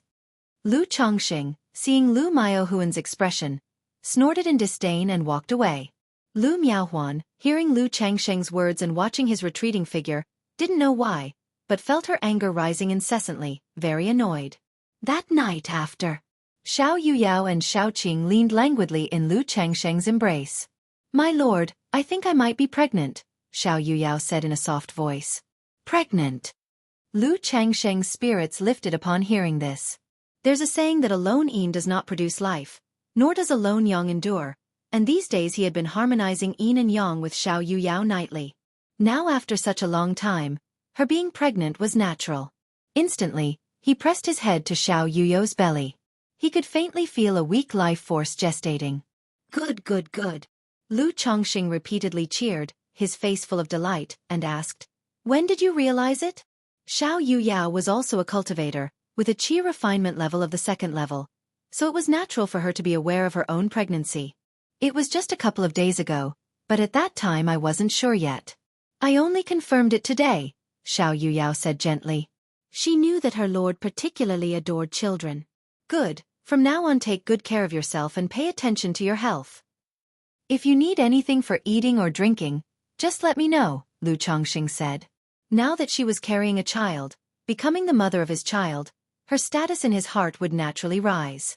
Xiao Qing, seeing this, her watery eyes filled with coquettishness, looked at Lu Chongqing and said in a tender voice, My lord, I want to bear your child too. Good, good, good, bear one. Lu Chongqing drew Xiao Qing close and agreed. In 2 months' time, Lu Miao's child was due. For Xiao Qing to be pregnant now would be about the right time. He then rolled over and set about striving for the great Tao of immortality. The next day, Lu Chongsheng and Lu Miaoge went to work. Thinking of Xiao Yuyao's pregnancy, he now only had Xiao Qing left by his side. Previously, he had been concerned about Lu Miao's pregnancy, which is why he hadn't allowed Xiao Qing to get pregnant. Now, without such concerns, he reckoned that under daily yin and yang harmonization, it shouldn't take long for Xiao Qing to conceive as well. Should we perhaps buy some more maids from White Jade Tower? Now that Yu Yao is pregnant, she needs someone to take care of her. If Xiao Qing gets pregnant, she'll need someone too, Lu Chongqing mused inwardly. He hadn't really thought that the maids he bought must possess a spiritual root. Indeed, his intent was to practice eugenics, but it was also to do so as much as practicable under the circumstances. Currently, he clearly did not have the conditions for that. However, the first order of business is to earn some spirit stones. Lu Chongqing shook his head slightly. The spirit stones he had previously earned, spent on magic artifacts, talisman brushes, talisman paper, and spirit ink, together with the expenses incurred in recent times, had almost depleted his reserves. Chapter 96. All right, I was wrong, okay? So, even if he were to buy ordinary maids without a spiritual root, the money he had would hardly suffice. Because if one were to buy maids, naturally one could not just buy 1 or 2. If buying, one should buy many at once. And with the increase of maids, the matter of renting a house also had to be put on the agenda. Alas, wealth and companions are needed in the practice of the law. Indeed, no matter where you are, you need to have money. If it wasn't for my talisman-making skills, these years, having stored so many talismans on me, the very thought of cultivation would be extremely difficult. Lu Chongqing shook his head and sighed, deeply sensing the difficulty of cultivation. If it was already like this for himself, how much harder it must be for other ordinary cultivators, he thought. After giving Lu Miaoge a quick heads-up, Lu Chongqing left the house and, after disguising himself, went around to several spiritual talisman shops and sold almost 200 talismans.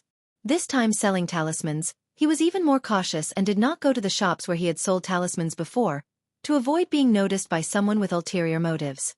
Sigh, this is ultimately not a long-term solution. A few more times, I would have visited every spiritual talisman shop in the Nine Dragons market, and I might end up drawing the attention of someone with ulterior motives. In the inn, Lu Chongqing checked himself with a purification talisman, making sure he wasn't being watched, and let out a sigh of relief. The Lu family's spiritual talisman shop purchases talismans outside every month. In a few more months, the young lady won't be at the spiritual talisman shop every day, and by then, I will be fully in charge of the shop. At that time, depending on the situation, I can sell the talismans I have through the channel of the Lu family's spiritual talisman shop, without having to run around like this, worried about being watched. Lu Changsheng's eyes flickered. He had thought before about whether he could sell his own spirit talismans through the Lu family's spiritual talisman shop. And this month's observations made him feel it was increasingly feasible. All he needed to do was to forge a supplier, as long as the goods provided were fine. Once the shop was under his full responsibility, such a thing would be easier than ever. That night, Lu Chongqing also asked Xiaoqing to find out about the housing prices and rental situation in the Nine Dragons market, and planned to rent a 400 to 500 square meter house. For the location of the house, he told Xiaoqing to look in the eastern and northern districts and not to go to the western district. The western district was the gathering place for loose cultivators. Not only was it far, but it was also a mixture of good and bad, and there might be unexpected dangers. So it wouldn't matter even if it cost a bit more money. Even though the northern district was a commercial and entertainment district, belonging to the bustling city, there were still many houses for rent. It's just that the cost-effectiveness wasn't very high. Considering the northern district was mainly to be as close as possible to the spiritual talisman shop for convenience. This would not only save him the daily commute time but also make explanations to the Lu family simpler. 2 days later, Xiaoqing showed Lu Chongqing several houses to pick from. Looking at the conditions and prices of these houses, Lu Chongqing also gained an understanding of the housing prices in the Nine Dragons market. In the eastern district, a house of 400 to 500 square meters, depending on different lease terms, location, and environment, the price would be roughly between 60 and 100 spirit stones. The houses in the northern district, however, were much cheaper. The rent for a year was around 30 to 80 spirit stones. After looking at the houses Xiaoqing had picked out, Lu Chongqing immediately made a decision. He chose a house in the northern district, not far from the spiritual talisman shop. The walk was almost 15 minutes. The house was about 400 square meters, and the minimum lease term was 5 years. The annual rent was 50 spirit stones, which could be paid yearly, and 1 year's rent would be required as a deposit. After deciding to rent the house, Lu Chongqing mentioned the matter to Lu Miaoge that same night and also informed the second elder. After all, it wouldn't seem right to just rent a house and move out without saying a word when he was living comfortably in the area. And he had a ready-made reason. He was planning to have some of his wives and concubines come to stay in the marketplace for a while, which would be somewhat cramped at his current place and not very convenient. Moreover, he didn't want to walk back and forth every day, so he decided to rent a house near the spiritual talisman shop, which would make things much more convenient on a daily basis. When the second elder heard this, he initially suggested giving Lu Chongqing a larger courtyard. But upon Lu Changsheng's insistence, he didn't say much else. He only asked briefly whether Lu Chongqing had rented yet and if he had found a suitable house, offering to have someone help take a look. Lu Chongqing stated that he hadn't rented yet but had seen some and had a few in mind, and he showed his choices to the second elder. After looking them over, the latter saw no issues, but merely advised Lu Chongqing to come and visit more often. The very next day, Lu Chongqing went to the housing store management center established by Qing Yun's sect, paid 100 spirit stones, and signed a rental spiritual contract. During the lease period, he had the right to enter and reside in the marketplace without the need to pay the city entrance fee or process an identity card. Moreover, according to the size of the house, he also obtained 3 additional free residency spots. Having such a large house but only 3 free residency spots made Lu Chongqing shake his head in disdain at their stinginess. What he found even more ridiculous was that the long-term identity cards that he had processed for himself and Xiaoqing were non-refundable, and he couldn't get any spirit stones back. After completing the house rental, Lu Chongqing once again visited the White Jade Tower to purchase maids.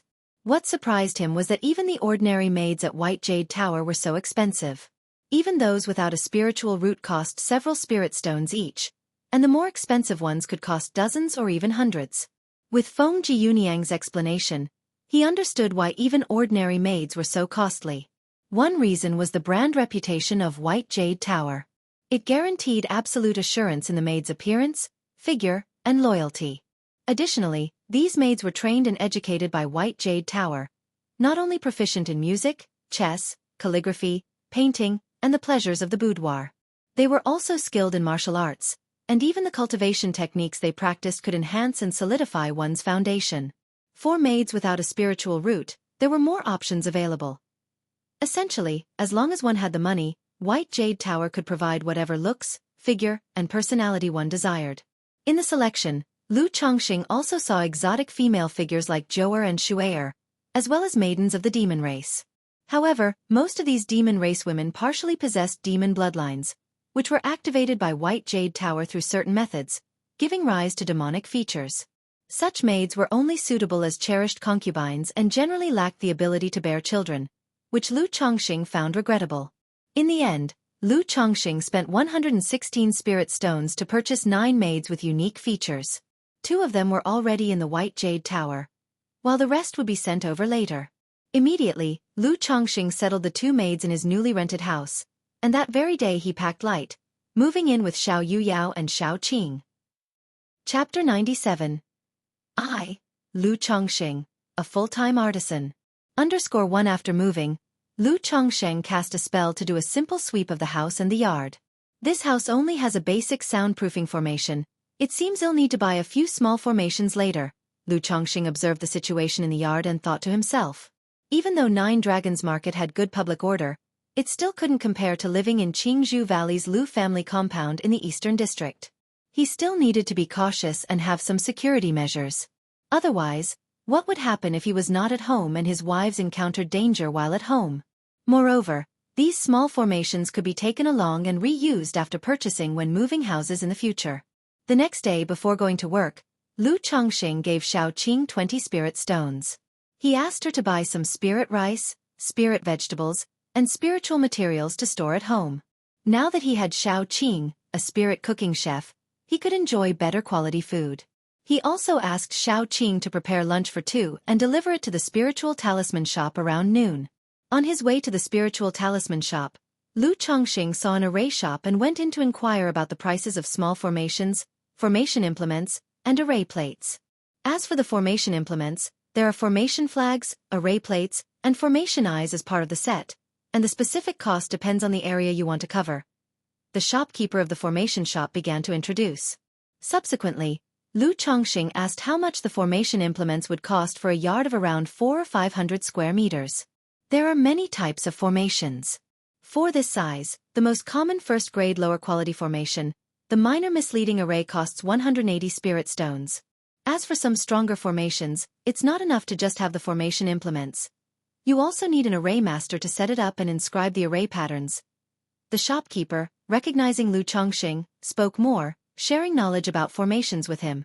Upon hearing this, Lu Chongqing involuntarily clicked his tongue in wonder. Just to cover 400 square meters with a first-grade ordinary lower-quality formation implement would cost 180 spirit stones.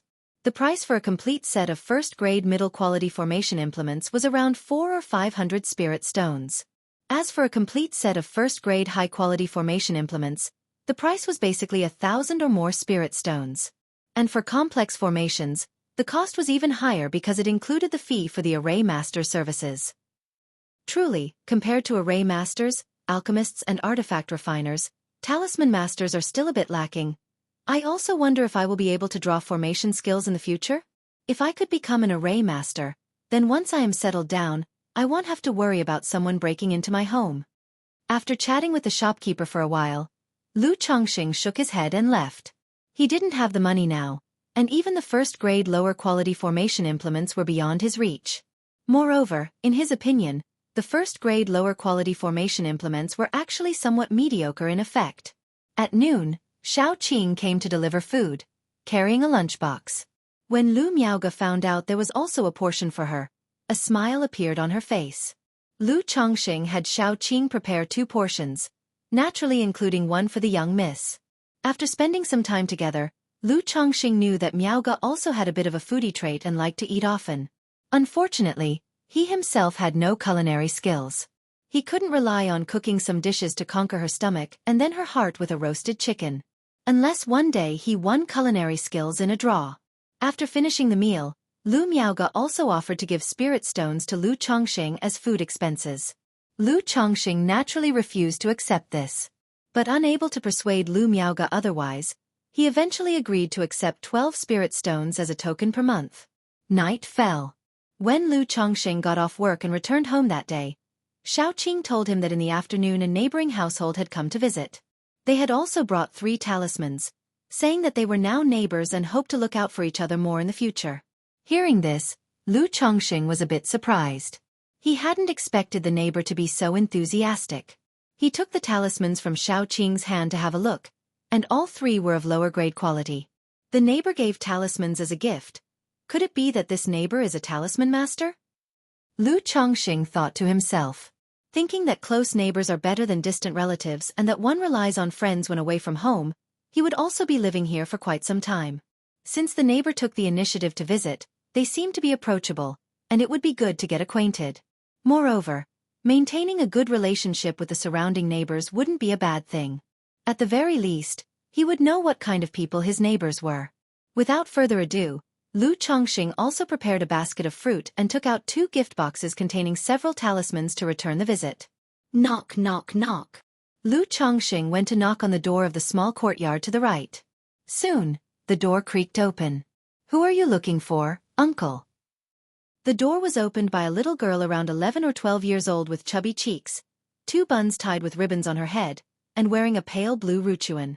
The little girl was incredibly cute, with long eyelashes fluttering and her clear, distinct eyes looking up at Lu Chongqing as she asked in a crisp voice. "I'm the neighbor who just moved in next door.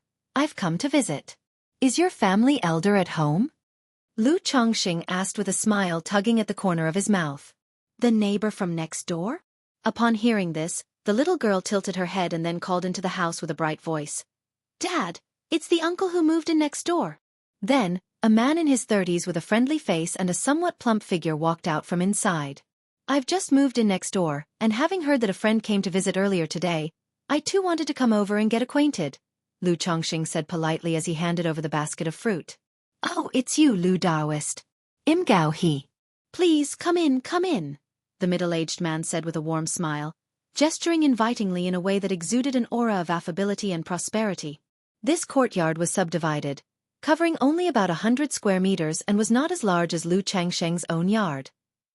Chapter 98. I, Lu Chongqing, a full-time artisan. However, Lu Chongqing did glance over and saw that the household consisted only of Gao He and his daughter, as well as 2 servants, which seemed enough for such a large residence. While chatting, Lu Chongqing learned that the other party was a middle-grade talisman master who sat in residence at a spiritual talisman shop. Once Gao He learned that Lu Chongqing was the owner of the Qingzhou Lu family spiritual talisman shop, he became noticeably more enthusiastic. He expressed that they could have business dealings in the future. Subsequently, the two also exchanged insights on the art of talisman making. Through the conversation, Lu Chongqing roughly concluded that Gao He was at the intermediate level among middle-grade talisman masters, still some distance away from becoming a superior one. After leaving Gao He's home, Lu Chongqing also took the opportunity to visit the residence across the street. The person who opened the door was an elderly man, a senior servant of the household. Upon hearing Lu Changsheng's intention, he indicated that his master was not in and would only return after the hour of Su each day. Upon hearing this, Lu Chongqing apologized for the disturbance and said he would visit again another time. Then, he knocked on the door on the left to pay a visit there. "Who might you be?" The door was opened by a softly featured lady in her 30s, plump yet graceful in figure.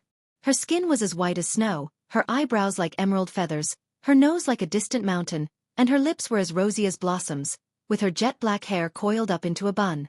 She was draped in a light blue dress, with a slim waist tightly cinched by a belt, revealing a proud and curvaceous body.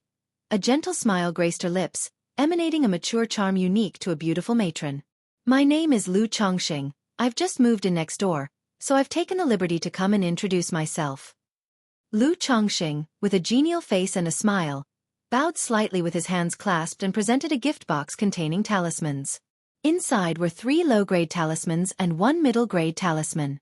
After all, a small gift for a new acquaintance need not be too valuable. "So it's Taoist Lu. Please come in." Upon hearing this, the matron invited Lu Chongxing into the courtyard, served tea and water, and called out her husband to greet him. Her husband was a man in his 40s, tall and brawny. This man was entirely different from the genial Gao He, being somewhat taciturn. In his presence, Lu Chongxing even sensed a somewhat fierce aura, feeling that this person was not easy to approach.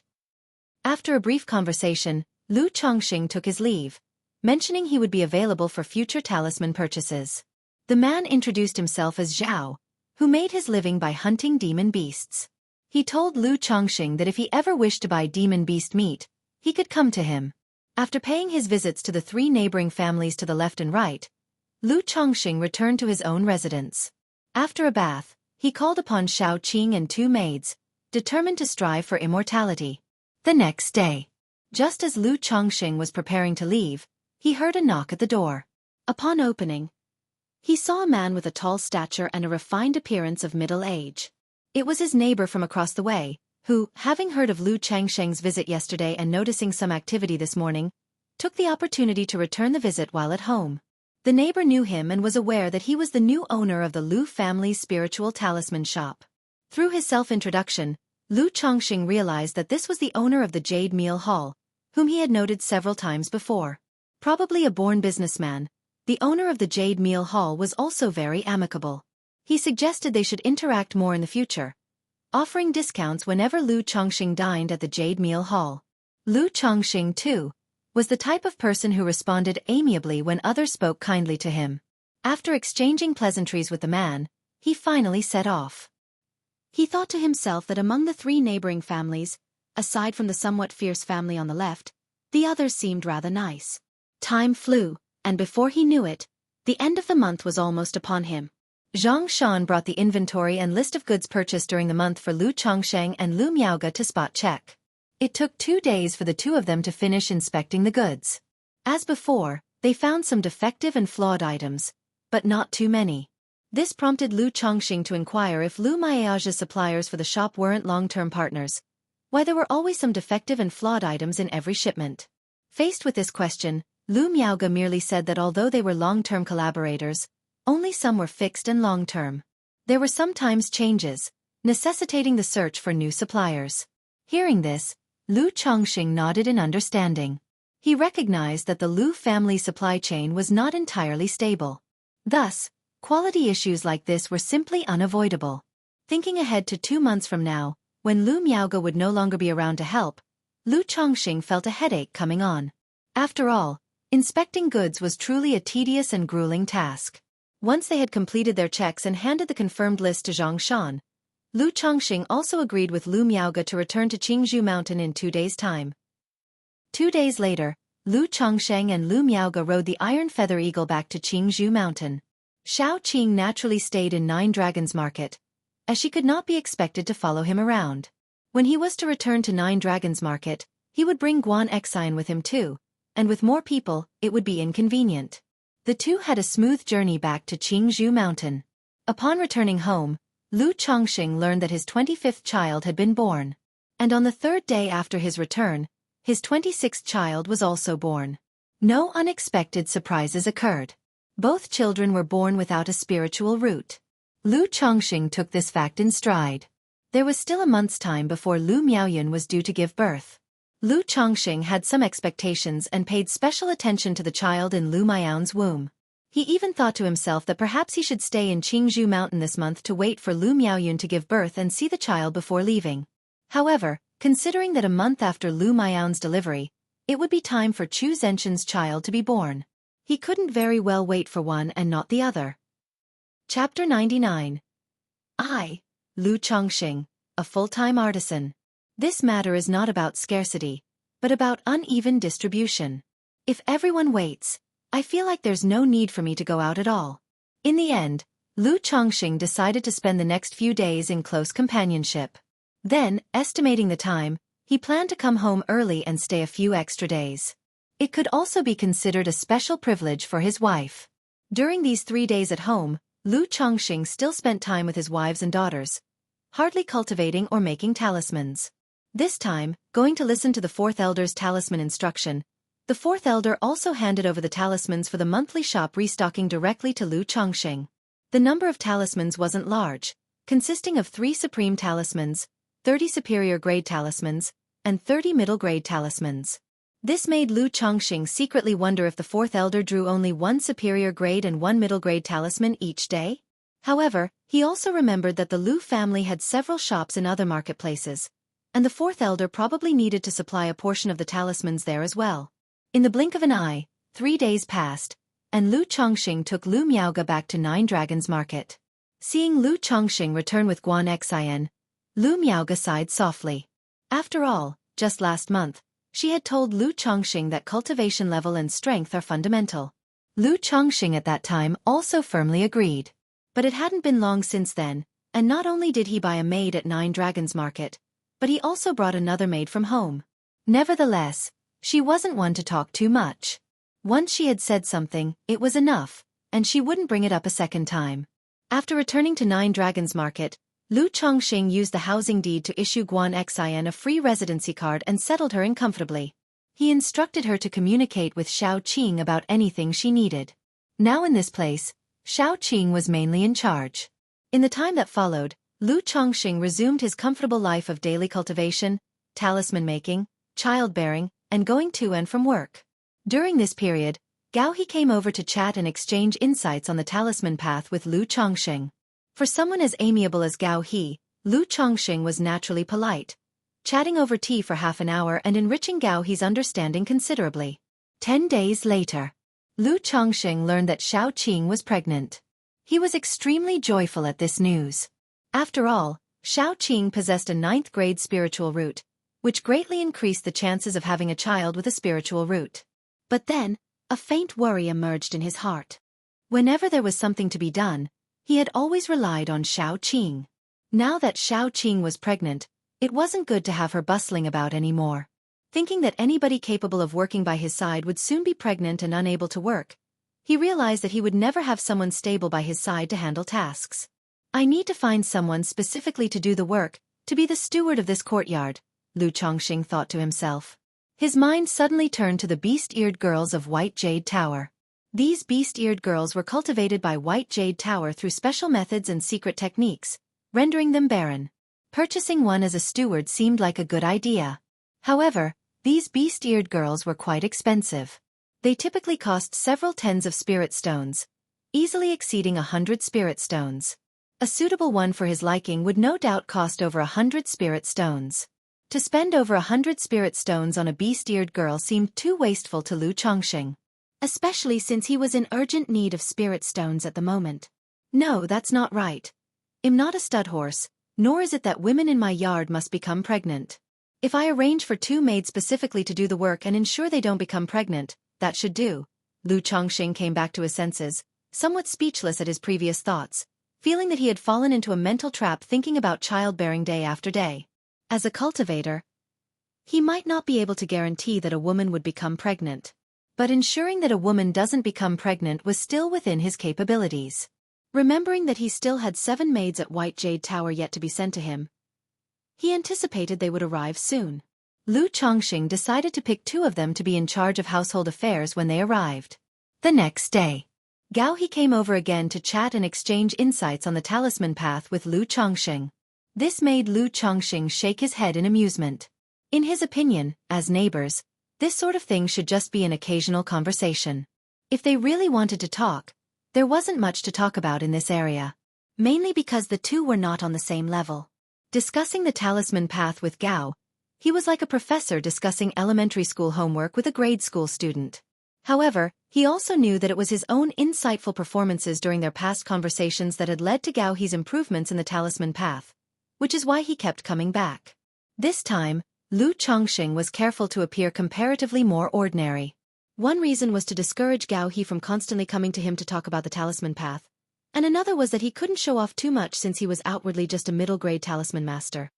In the course of their chat, Lu Chongqing also inquired about the business model and daily operations of Gao He's spiritual talisman shop, to see if there was anything he could learn for himself. Gao He didn't conceal anything and shared the truth.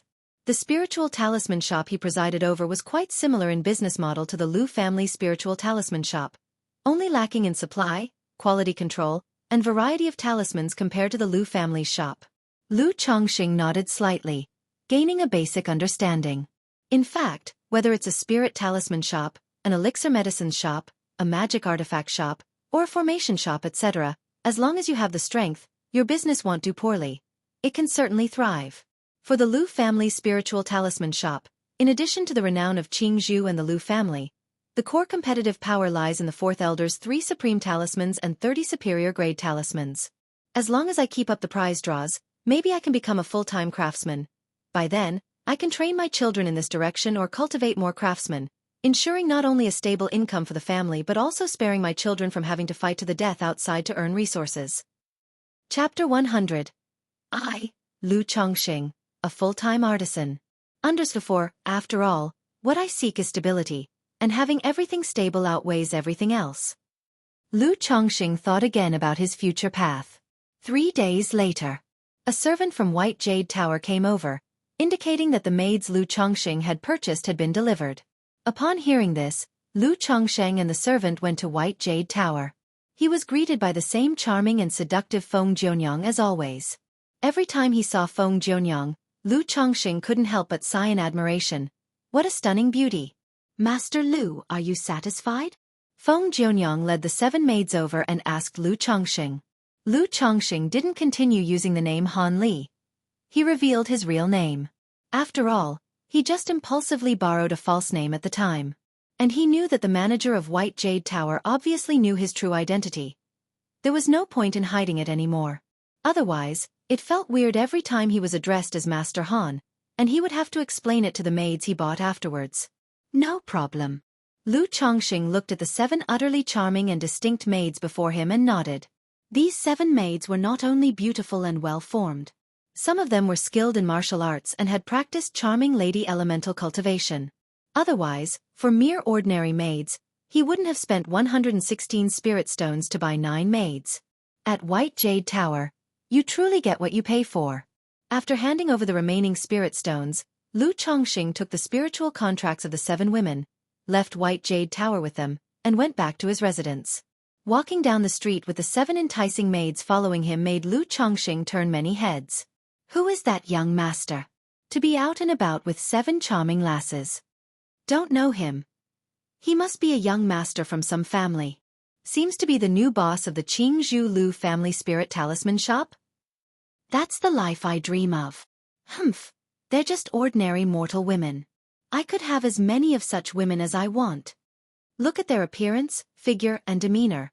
They're obviously not average worldly women. I just saw him come out of White Jade Tower. Must have bought them there. To be rich, how nice. Indulging in pleasure and women, how can one cultivate in such a state? Exactly, this is nothing but decadent behavior. Passers-by looked at Lu Chongqing with envy and jealousy, disdain, or measured up Lu Chongqing with different expressions. Many women also gave Lu Chongqing sidelong glances, and upon seeing his handsome face, tall and straight stature, and his composed and gentle demeanor, their eyes lit up with interest. Some female cultivators even mustered the courage to approach Lu Chongqing and struck up a conversation, asking whether he was married or if he had any intentions of taking a wife. Faced with such forward propositions, although Lu Chongqing was somewhat tempted, he declined them all. He stated he was already married and had no intentions of taking another wife at this time, though he might consider concubines and maids. His caution wasn't just personal prudence towards marriage. He also had considerations towards the Lu family. In his view, taking a few concubines and buying some maids to serve him was one thing. But constantly taking new wives would be disrespectful towards Lu Miaoyun and the Lu family. After all, it had been less than a year since he married Lu Miaoyun. Shortly thereafter, Lu Chongqing quickly returned home with the 7 women. Looks like in the future when buying maids from White Jade Tower, I'll either bring them back in batches or have White Jade Tower deliver them directly to my home. Otherwise, this kind of situation is a bit too conspicuous. Not only does it feel like being watched like a monkey, but it could even lead to being targeted as a fat sheep. Back home, Lu Chongqing reflected inwardly. Regarding the envious glances and propositions from the passers-by on the road, he didn't feel any bit of swagger. Instead, he felt uneasy, worried about becoming a target. Little Qing, Xiao Yuyao, and Guan Xian, seeing their young master bringing back 7 delightful maids all at once, didn't know what to say for a moment. But remembering Lu Changsheng's abundant energy at night, they soon came to terms with it. Knowing that before long, all 7 would likely be pregnant. From now on you'll be called Yi Lian, you'll be called Hong Mian, you'll be called Zi Mei, you'll be called Song Lan. And at this moment, Lu Chongqing began naming his newly arrived 7 maids. The previous 2 maids he had named Hai Tang and Bai He, so he thought it would be good to unify the names. Yes, master. These maids were all very sensible. That night, Lu Chongqing also began to understand and experience the exceptional treasures that Lu Miaoqing once mentioned. Chapter 101. Dare 2 mere energy refinement late-stage cultivators to ambush me? Under 1. Sister Miaoga, Miaoyun might give birth in a few days, so I plan to leave for Qingzhou Mountain today. That day, Lu Chongqing went to the spiritual talisman shop and said to Lu Miaoga. He had already discussed this matter with Lu Miaoga before, planning to go back these 2 months in advance, to try to be there when Lu Miaoyun and Chu Zenshin's child is born. All right, be careful on your way, I'll keep an eye on the shop here. Hearing this, Lu Miaoga nodded slightly and spoke softly. After saying farewell to Lu Miaoga, Lu Chongqing left 9 Dragons Marketplace alone, mounted the Iron Feather Eagle, and embarked on his journey to Qingzhou Mountain. Just as Lu Chongqing was exiting the gates of 9 Dragons Marketplace, at a restaurant nearby, a lean middle-aged man revealed a trace of unusual brightness in his eyes and took out a transmission talisman from his person. High above the clouds, an Iron Feather Eagle soared. Could it be that something unexpected will happen on my way home alone? Sitting cross-legged on the Iron Feather Eagle, Lu Chongqing couldn't help but worry. It was all right when he was with Lu Miaoga. It was only his first trip to 9 Dragons Market that he worried about potential mishaps. But after 2 round trips, he felt much better. Suddenly traveling alone now made him feel a bit uneasy again. Sigh, I really am a person who fears death and lacks a sense of security. Even with 34 superior grade talismans, 1 supreme talisman, and a talisman treasure on me, I still feel insecure. Lu Chongqing shook his head slightly, with a clear understanding of himself. After the Iron Feather Eagle flew for half a day, the unease in Lu Changsheng's heart calmed down a lot. He thought, how could there be so many dangers? However, just at that moment, Screech the Iron Feather Eagle soaring through the clouds, seemed to be stimulated by something, letting out a sharp and noisy cry. It made Lu Chongqing, who was sitting quietly on its back, feel his heart leap. Before he could understand what was happening, the Iron Feather Eagle spread its wings and dove towards a mountain peak below. What's going on? Lu Chongqing quickly grabbed the Iron Feather Eagle's feathers to avoid being thrown off and took out the Beast Control Token. Through the Beast Control Token, he could sense an anxious and restless emotion coming from the Iron Feather Eagle, as if something on the mountain peak ahead was luring it. Could it be that there's some rare treasure or spirit fruit maturing on that mountain peak? Lu Changsheng's first thought was that. However, he didn't entertain such thoughts. Because it is recorded in the books that when most rare treasures and exotic fruits mature, powerful demon beasts will be guarding them. It wasn't something he, a mere 4th-level Qi refinement weakling, could contemplate. Lu Chongqing didn't think any further. He immediately used the Beast Control Token to soothe the Iron Feather Eagle, and commanded it to continue flying on the path. The Iron Feather Eagle, which was diving towards the mountain peak, hesitated slightly at his command. But the next moment, it let out an even noisier cry from its beak and furiously dove towards the mountain peak ahead. This is definitely not the maturation of some rare treasure. The Iron Feather Eagle, having been tamed, would normally never disobey an order and go out of control under normal circumstances. Lu Changsheng's face darkened, holding tightly to the Iron Feather Eagle, realizing something was not quite right. But facing this situation, He didn't know how to handle the emergency. As the iron feather eagle got closer and closer to the mountain peak, suddenly, swoosh swoosh, two sounds of slicing through the air rang out. Lu Chongqing immediately saw two sword lights shooting towards him like rainbows. The cold gleam of sword qi breathed in and out in the air, emitting a buzzing sound that intimidated the soul. Not good. In that moment, even if Lu Chongqing was slow to react, he realized that he was being ambushed. He understood why the iron feather eagle had suddenly gone out of control. Without waiting to think more, two flying swords were already coming at him, one before the other. Clang! Clang! When the two flying swords neared his body, he saw a green qi barrier appearing around him, accompanied by the rustling sound of his magical robe fluttering, and a pale light from the spirit pendant on his chest, forming a water blue shield, stopping the two flying swords outside. These were the passive body-protecting techniques of his robe's magic artifact and the spirit pendant. However, under the onslaught of the flying swords, both protective techniques dimmed considerably. Lu Changsheng's face darkened. Without time to be scared or hesitate, he immediately took out a talisman from his storage bag. He used a flying ascension talisman and a golden light barrier talisman on himself, causing the wind to rise under his feet and a sense of lightness to envelop him, allowing for brief flight, and a thick layer of golden bell enveloped him. Clang! Clang! The two sharp rainbow-like flying swords struck at Lu Chongqing again, colliding with the bell and producing two sonorous metallic sounds. Even with the protection of the golden bell shield talisman, Lu Chongqing felt a great force shock his body. But the shock didn't harm him. It merely made him somewhat unsteady on the back of the iron feather eagle. Escape! Without hesitation, Lu Chongqing, aided by the flying ascension talisman, leaped into the air from the back of the iron feather eagle and fled in the opposite direction. Now that he knew someone was setting him up, he also roughly guessed why the iron feather eagle lost control and was frantically diving towards the mountain peak. It was certainly not because of some exotic fruit maturing. It was a demon-attracting fragrance. A kind of incense made specifically for demon beasts. It was capable of attracting demon beasts, making those with little spiritual intelligence be instinctively drawn by it, filled with wildness. Many hunters and cultivators would use demon-attracting fragrance to lure and hunt demon beasts. The way the iron feather eagle was behaving, it was most likely affected by the demon-attracting fragrance. Chapter 102. Two mere energy refinement late-stage cultivators dare to ambush me?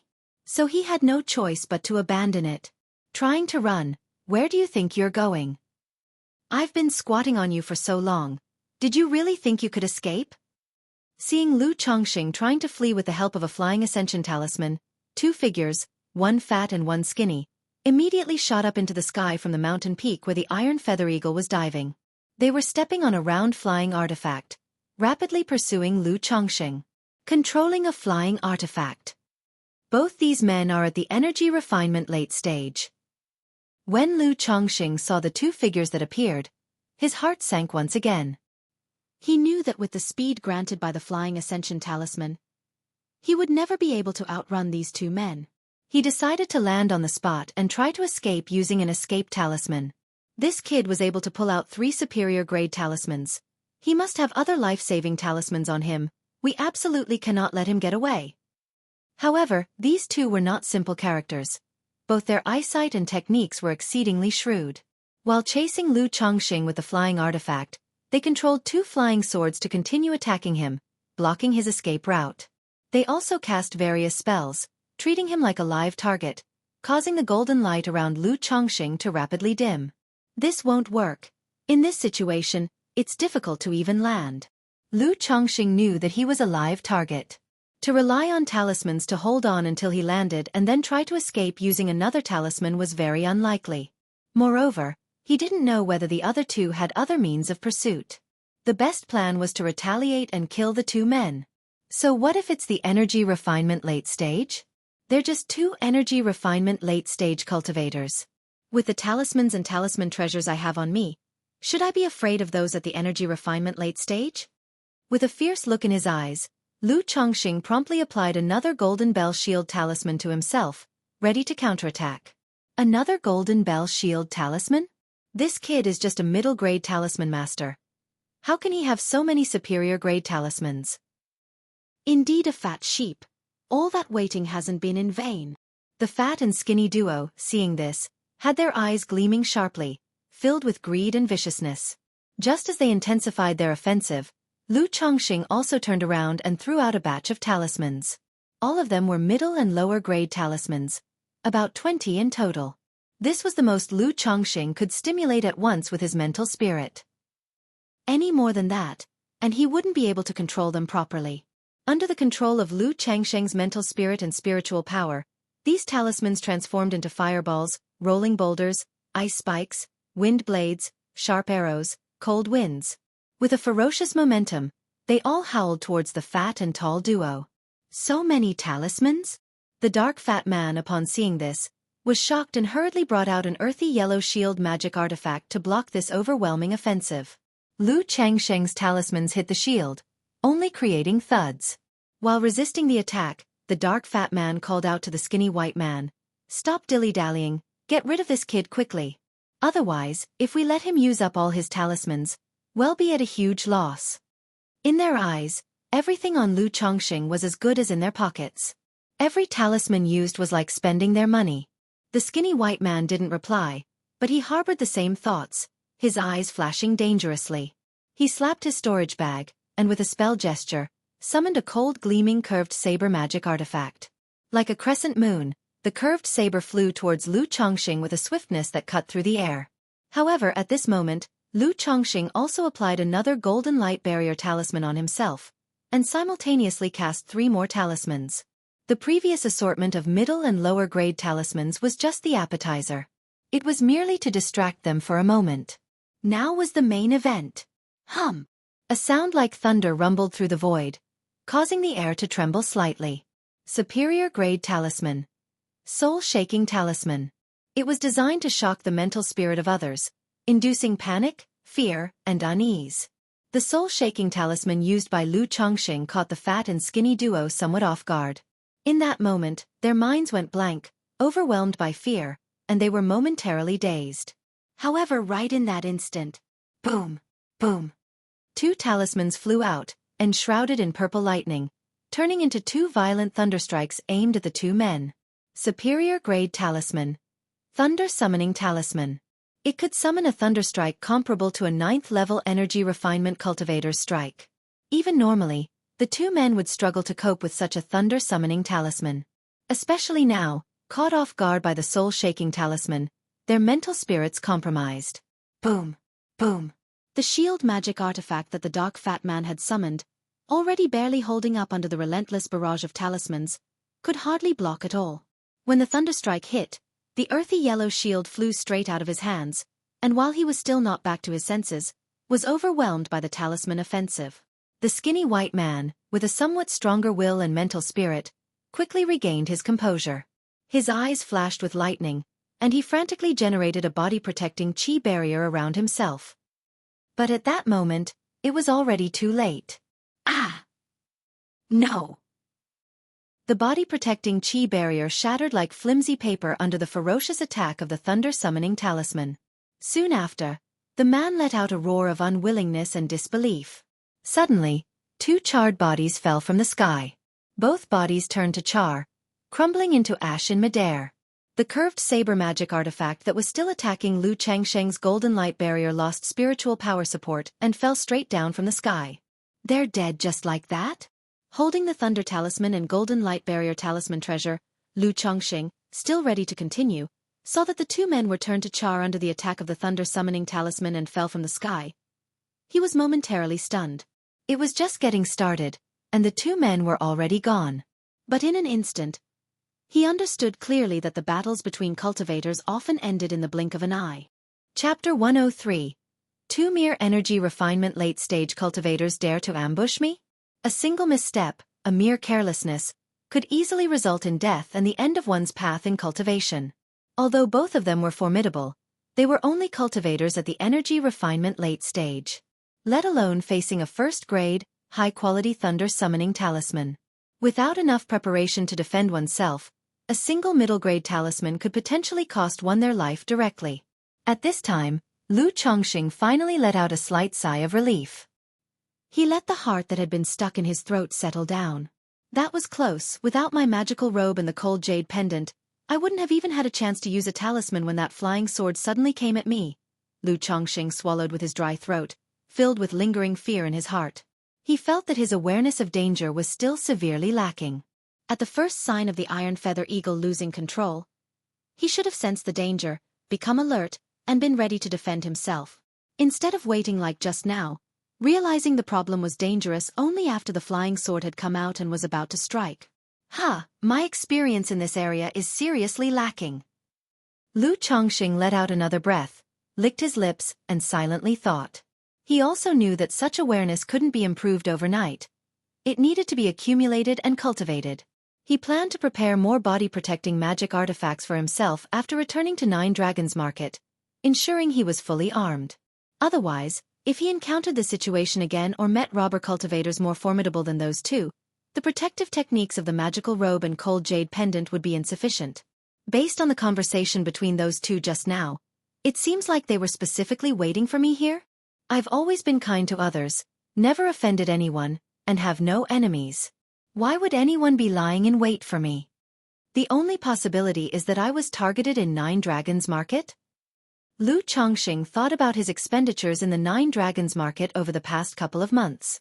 If someone paid attention, they could see that he was quite wealthy, a juicy target. There's a saying that one shouldn't flaunt their wealth. Once you show your wealth, you're likely to be targeted. While Nine Dragons Market may be safe, it does not mean that the people within are all good. As soon as you leave Nine Dragons Market, any cultivator inside could potentially become a robber cultivator. Moreover, as a fourth-level energy refinement cultivator, in the eyes of most cultivators, I am nothing but a piece of fat meat, a child holding gold.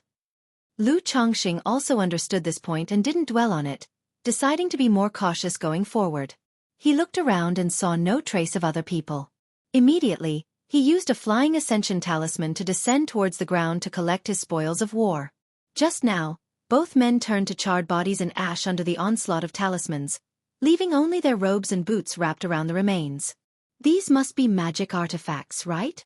Lu Chongqing looked at the clothes and boots, his eyes lighting up. If these were ordinary clothes, they would not have survived the talisman attack just now.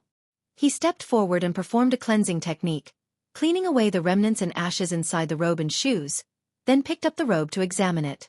Under the attack of the talismans just now, the robes had suffered slight damages and were probably only of lower grade. Inside both robes, he found a storage bag. This brought a hint of joy to Lu Chongqing's face. After all, in such a perilous fight of life and death, the spoils were the only thing worth looking forward to. He did not check the contents of the two storage bags right away, choosing to pocket them first. He then searched around and found both men's flying artifacts, flying swords, as well as shield artifacts, and curved saber artifacts. After collecting everything, Lu Chongqing felt that this haul should be quite substantial. He took out the beast control token to sense the condition of the Iron Feather Eagle. If the Iron Feather Eagle were gone, getting back to Qingzhou Mountain would be quite troublesome for him. Even if he got back to the Nine Dragons Market, he would only be able to do so by running. Through the beast control token, he could sense a faint connection with the Iron Feather Eagle. It should still be on the peak. As I suspected, the two robber cultivators must have used demon beast lure to send the Iron Feather Eagle out of control, rushing to the mountaintop, he thought. An Iron Feather Eagle is worth hundreds of spirit stones. As robber cultivators out for wealth, they naturally wouldn't harm the Iron Feather Eagle, he reasoned. Otherwise, when I was riding on the Iron Feather Eagle, they would have attacked it directly instead of me, he deduced. Lu Chongqing thought for a moment and decided to go to the peak to retrieve the Iron Feather Eagle. Seeing that the effects of the Flying Ascension talisman on him were wearing off, Lu Chongqing gritted his teeth, took out another talisman, and used it on himself. Then, with caution in his heart, he hastened toward the mountaintop. Though only two people had come to assassinate him just now, they likely didn't have accomplices. But given what had just happened, it was best to be extra cautious. Moreover, demon beasts might also be present between these forested mountains. When Lu Chongqing arrived at the peak with great caution, he immediately saw a light brown incense stick as big as an adult's arm, burning on a giant boulder on the mountaintop. Thick white wisps of smoke were slowly floating upward, spreading into the air. Meanwhile, the Iron Feather Eagle was next to the incense, squawking violently and uneasily. It really is demon beast lure, he confirmed. It seems these two went to great lengths to ambush me, preparing well in advance and putting in a lot of effort, he surmised. Wait a minute, I left the 9 Dragons market ahead of schedule to go home. How could they calculate my movements so accurately if they were lying in wait out here, he wondered. Surely, they can't be lighting a demon beast lure every day in advance, can they? He questioned. And looking at this demon beast lure, it appears to have only been burning for about 2 or 3 hours, he observed.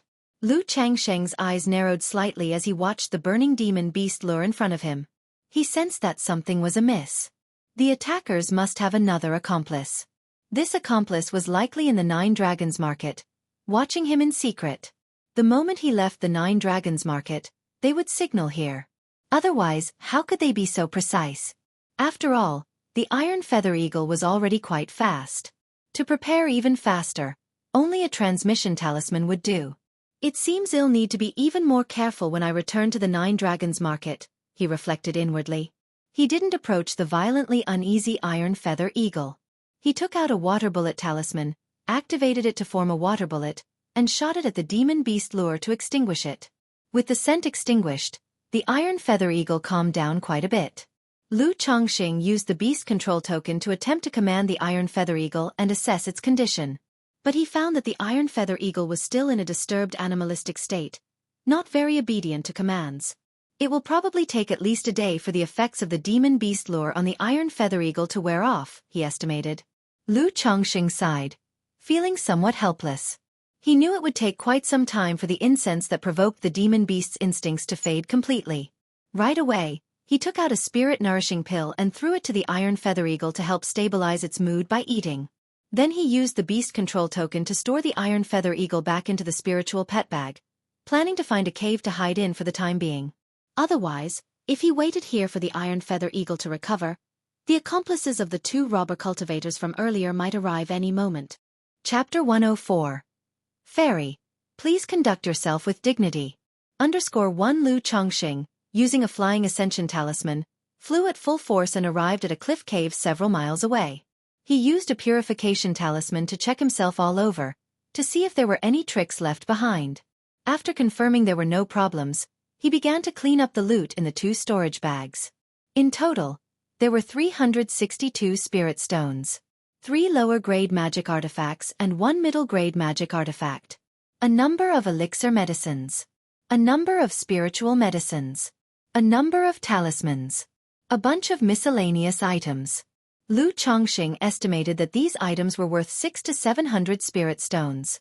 Adding the vestment robe, magic boots, flying sword, shield, curved saber, and flying artifact he had just acquired, it casually amounted to over 1,000 spirit stones. It could be said to be a huge sum of money. A hint of joy appeared on his face. This haul was much more significant than what he had collected before at Bullhead Mountain. One could only say that there were different levels of robber cultivators. Being a robber cultivator at a place like 9 Dragons Market was certainly more prosperous than in a mundane place like Bullhead Mountain. Of course, the risk was also much higher. Lu Chongqing took out a high-grade purification talisman and purified all the items to check if there were any problems. Indeed, under the effect of the purification talisman, 3 items showed signs of branding marks. After destroying these items along with some other suspicious ones that he did not recognize, Lu Chongqing continued to flee to another place.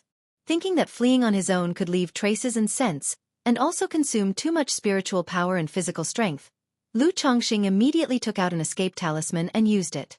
Suddenly, spiritual light surged around him, enveloping his entire being as he dove into the ground, traveling swiftly like a mole before bursting forth. In less than the time it takes to drink a cup of tea, Lu Chongqing appeared several miles away. Phew! As soon as Lu Chongqing emerged from the ground, he breathed in the air. He immediately smelled a stench. Goggle! He turned his head and saw, not far off, a black wild boar over 2 to 3 meters tall and 5 to 6 meters long, with hair like pine needles, staring at him. Its snout was puffing white smoke, and its tusks were sharp and fierce. A demon beast! With one look at the large wild boar, Lu Changsheng's heart skipped a beat, knowing that it was not an animal, but a demon beast. Gurgle! Before he could take another look, the large boar let out a low roar, its tusks emitting a faint black light, and charged straight at him. Seeing this, Lu Chongqing quickly took out a mid to lower grade talisman to use. The talisman burst into light, transforming into a barrier of water and light that protected him. Then vines and earthen prisons appeared, trapping the boar, followed by a barrage of fireballs, wind blades, and arrows bombarding the beast. Boom, boom, boom. Awoo, awoo, awoo.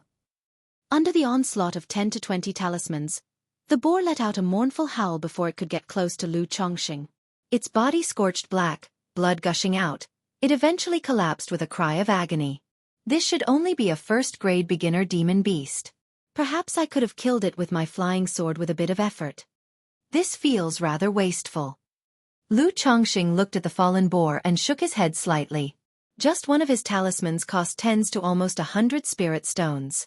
And a beast like this, if sold, probably would fetch around 100 spirit stones only.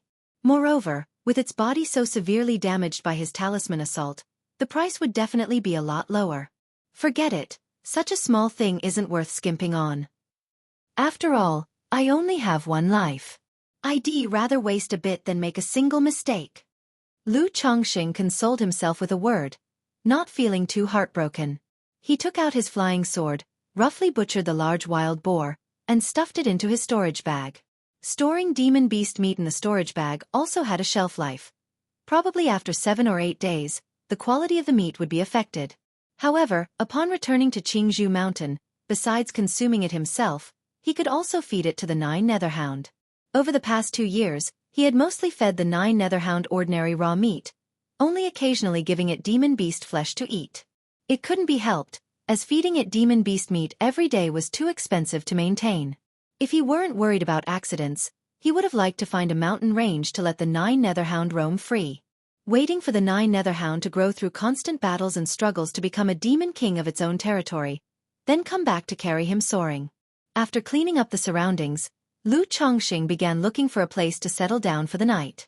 He planned to rest for a day and then leave when the Iron Feather Eagle had recovered. During this process, to avoid encountering other demon beasts, Lu Chongqing was very careful and cautious. He eventually came across a tiger demon beast in a cave. Without hesitation, Lu Chongqing used a talisman to instantly kill the first-grade beginner tiger demon and entered the cave. He planned to spend the night here. It's just for one night. Nothing else should happen, right? Lu Chongqing lay on the tiger skin rug, feeling somewhat weary. While the use of talismans did not drain him, using so many had taken quite a toll on his mental spirit. After taking a couple of sips of white jade 100 flowers wine, Lu Chongqing took out a spirit stone and began to meditate and cultivate. The night gradually fell.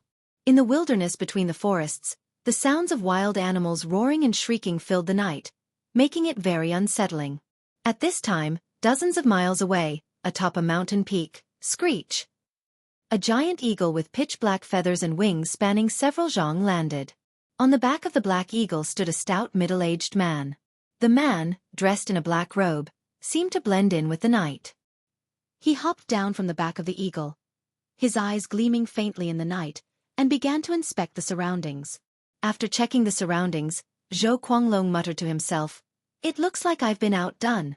Just a Qi refinement 4th level young master, and he possesses such strength and means?" Then with a light step, his agile figure leaped into the air and landed back on the eagle's back. Chapter 105. Fairy, please conduct yourself with dignity. The black-winged eagle immediately soared into the night sky. It hadn't flown far when suddenly, a violent surge of light erupted in the distance. This light was so brilliant that it was like a great sun ascending in the night sky, too dazzling to look at directly. What is this? Zhou Guanglong on the back of the black-winged eagle looked toward the source of the light. But with his peak Qi refinement cultivation level, he couldn't see it clearly. As the light dimmed slightly, a clash of colorful halos and black-red tornadoes could be seen colliding together, erupting with thunderous booms. Boom, boom, boom. The two streams of light moved across the sky, constantly colliding and sweeping across, unleashing a heavenly turbulence. The shock waves that landed on the mountains below caused them to tremble violently and crumble incessantly. The fierce birds and beasts in the forest were so frightened that they trembled and fled in all directions. This is a battle between nascent soul immortals. Zhou Guanglong finally made out that within the colorful halos and the black-red tornadoes, there were faintly visible figures. a woman dressed in colorful garments and an old man in red robes. They exchanged blows, lighting up the night sky and making the clouds roll and unfold. "Run, we must quickly escape from here." Seeing that the two nascent soul immortals were moving in his direction, he immediately urged his black-winged eagle to leave quickly. However, at this moment, the large black eagle beneath him, under the astonishing aura in the distance, had already begun to let out cries of fear.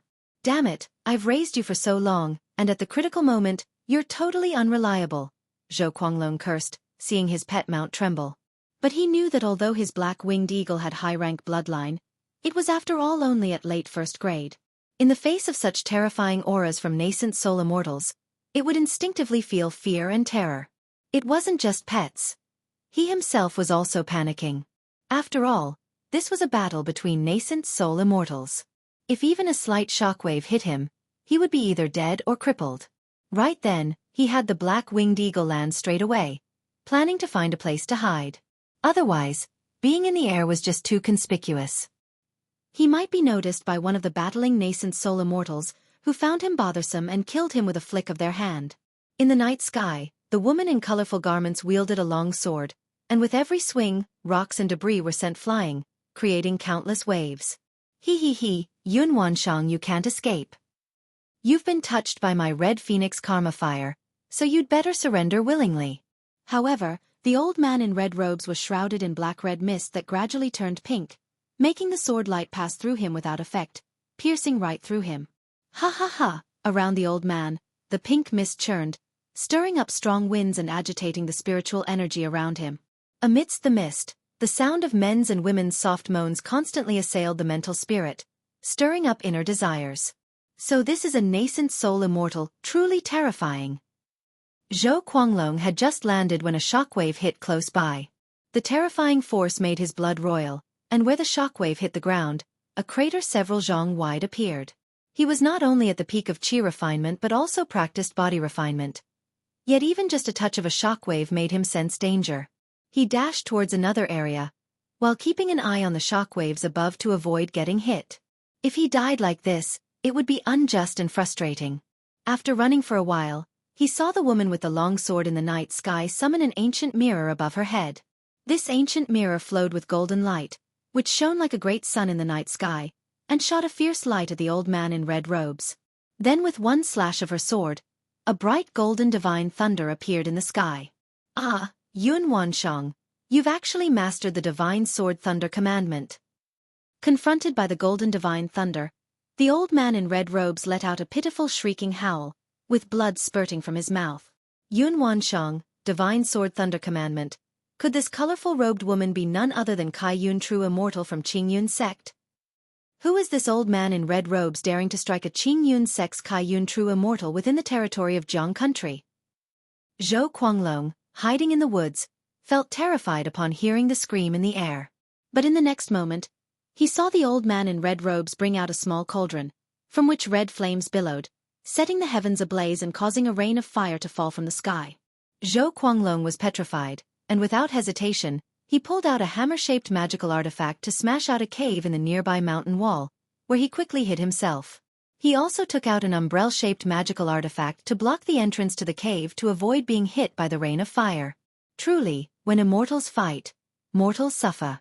I, Zhou Guanglong, am at least a figure of some status and have seen all sorts of scenes. But in front of nascent soul immortals, I am nothing but an ant. Zhou Guanglong gasped for breath in the cave. Soon, there was a shaking of the ground and tremors of the mountain, and after a while, things seemed to calm down outside. Just as he was considering whether to go out, he heard voices talking outside. "Yun Wanshang, you're being burnt by the red phoenix karma fire. If you don't unite with me, your death is certain. If you agree to unite with me, using your Tongyu Phoenix marrow body to heal me and aid my cultivation, I, Huyen Xiao, am willing to make the heart demon great oath and henceforth be loyal to you."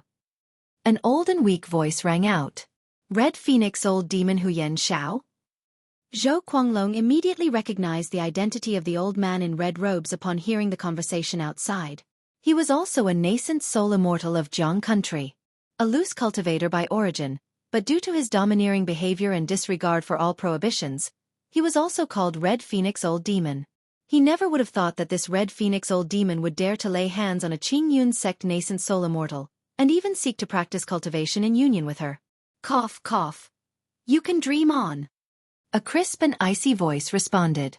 If you refuse, the karma fire will surge, and if it erupts, both of us will die here today. Chapter 106. Fairy, please conduct yourself with dignity. In the Red Phoenix True Scripture I cultivate, there is a dual cultivation secret technique. As long as you're willing to become my Tao companion, in the future we both may have hope for nascent soul. The voice of Red Luan Old Demon was weak as he continued to speak. Huff. I'd rather die than, cough cough. Let you? The cool voice of Cloud Gown Fairy rose, but it became more hurried with panting breaths. Your body is already burning with Red Phoenix karma fire. I wonder how much longer you can suppress it. Cough cough cough. The voice of Red Luan Old Demon was weak and sinister. You huff huff. Won't you come out? At that moment, Cloud Gown Fairy's voice grew louder and more urgent, also carrying a captivating charm. Zhou Quanglong in the cave knew that the Fairy of Colorful Clouds was addressing himself. Although he possessed the peak Qi refinement cultivation level, how could he possibly conceal it from this nascent soul immortal? Another person? Cough cough. The voice of Red Luan Old Demon grew colder. Zhou Quanglong walked out from the cave and saw immediately in front of him a woman lying on the ground, clad in a colorful radiant flowing gown made of gauze. The woman appeared to be in her mid-20s, her hair lightly coiled up and fixed with a glaze hairpin, a breathtakingly beautiful face at this moment flushed like peach blossoms, her slightly dazed beautiful eyes, and slightly parted lips, gently panting. Although he only heard of her great reputation and had never seen her in person, he knew at this moment that this supremely elegant woman was none other than the Fairy of Colorful Clouds, Yun Wansheng, from Qingyun sect. Not too far away on the ground lay a rugged-faced old man in red robes. Presumably, he was Red Luan Old Demon. The old demon looked unspeakably miserable.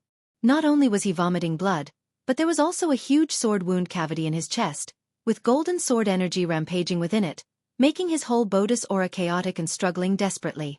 I am an elder of Qingyun sect, Yun Wansheng, and this person is Red Luan Old Demon.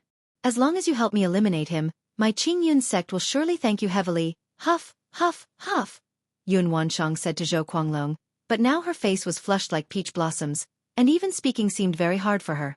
Kid, don't listen to her. What benefits can her Qingyun sect offer you? I suppose you're just one step from foundation establishment, right? You only need to bring her to me to help me heal, and afterwards, I will take you as my disciple, assist you in foundation establishment, and even core formation is not impossible. Seeing the situation, Red Luan Old Demon quickly spoke. Zhou Quanglong paused upon hearing the words of the two, glanced at Yun Wansheng, and then at Red Luan Old Demon. Kid, rest assured, I am willing to make a heart demon great oath.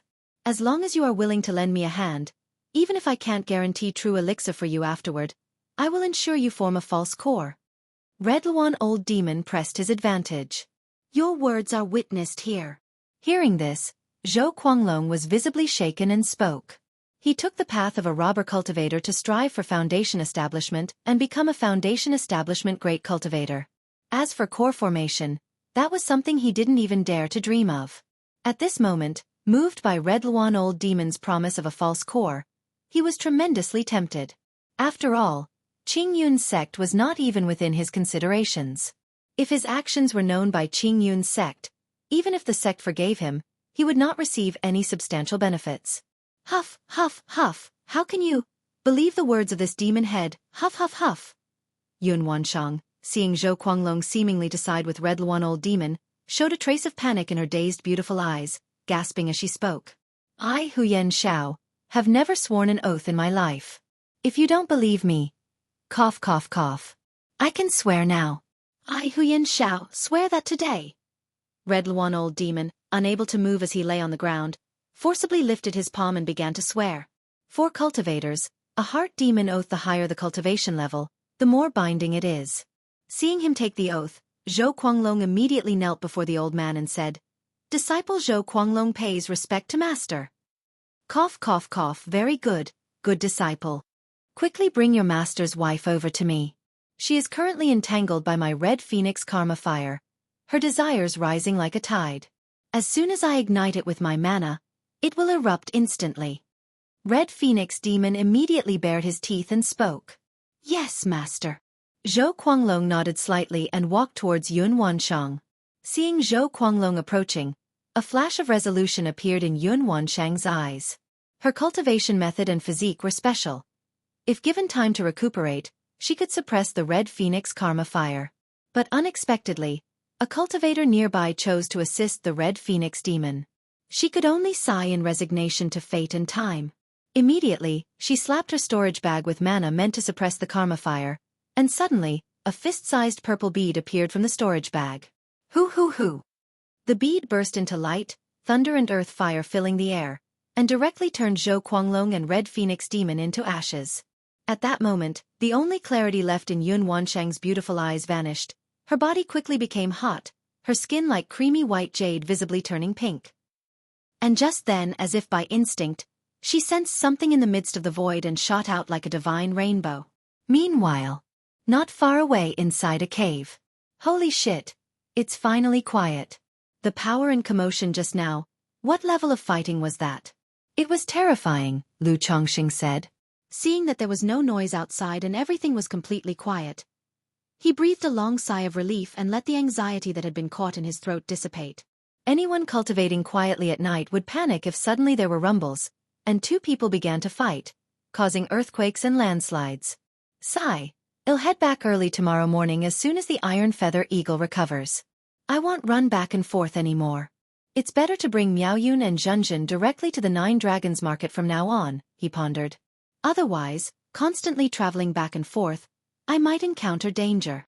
Lu Chongqing thought to himself, feeling it's best not to leave the house if it isn't necessary. The outside world is just too dangerous. However, at that moment, a fragrant breeze suddenly wafted over. Before him appeared, seemingly out of nowhere, an exquisitely beautiful woman wearing colorful garments. Lu Chongqing was taken aback by the sudden appearance of this breathtakingly beautiful woman. He hadn't even grasped how she had appeared. This woman was none other than Yun Wanshang.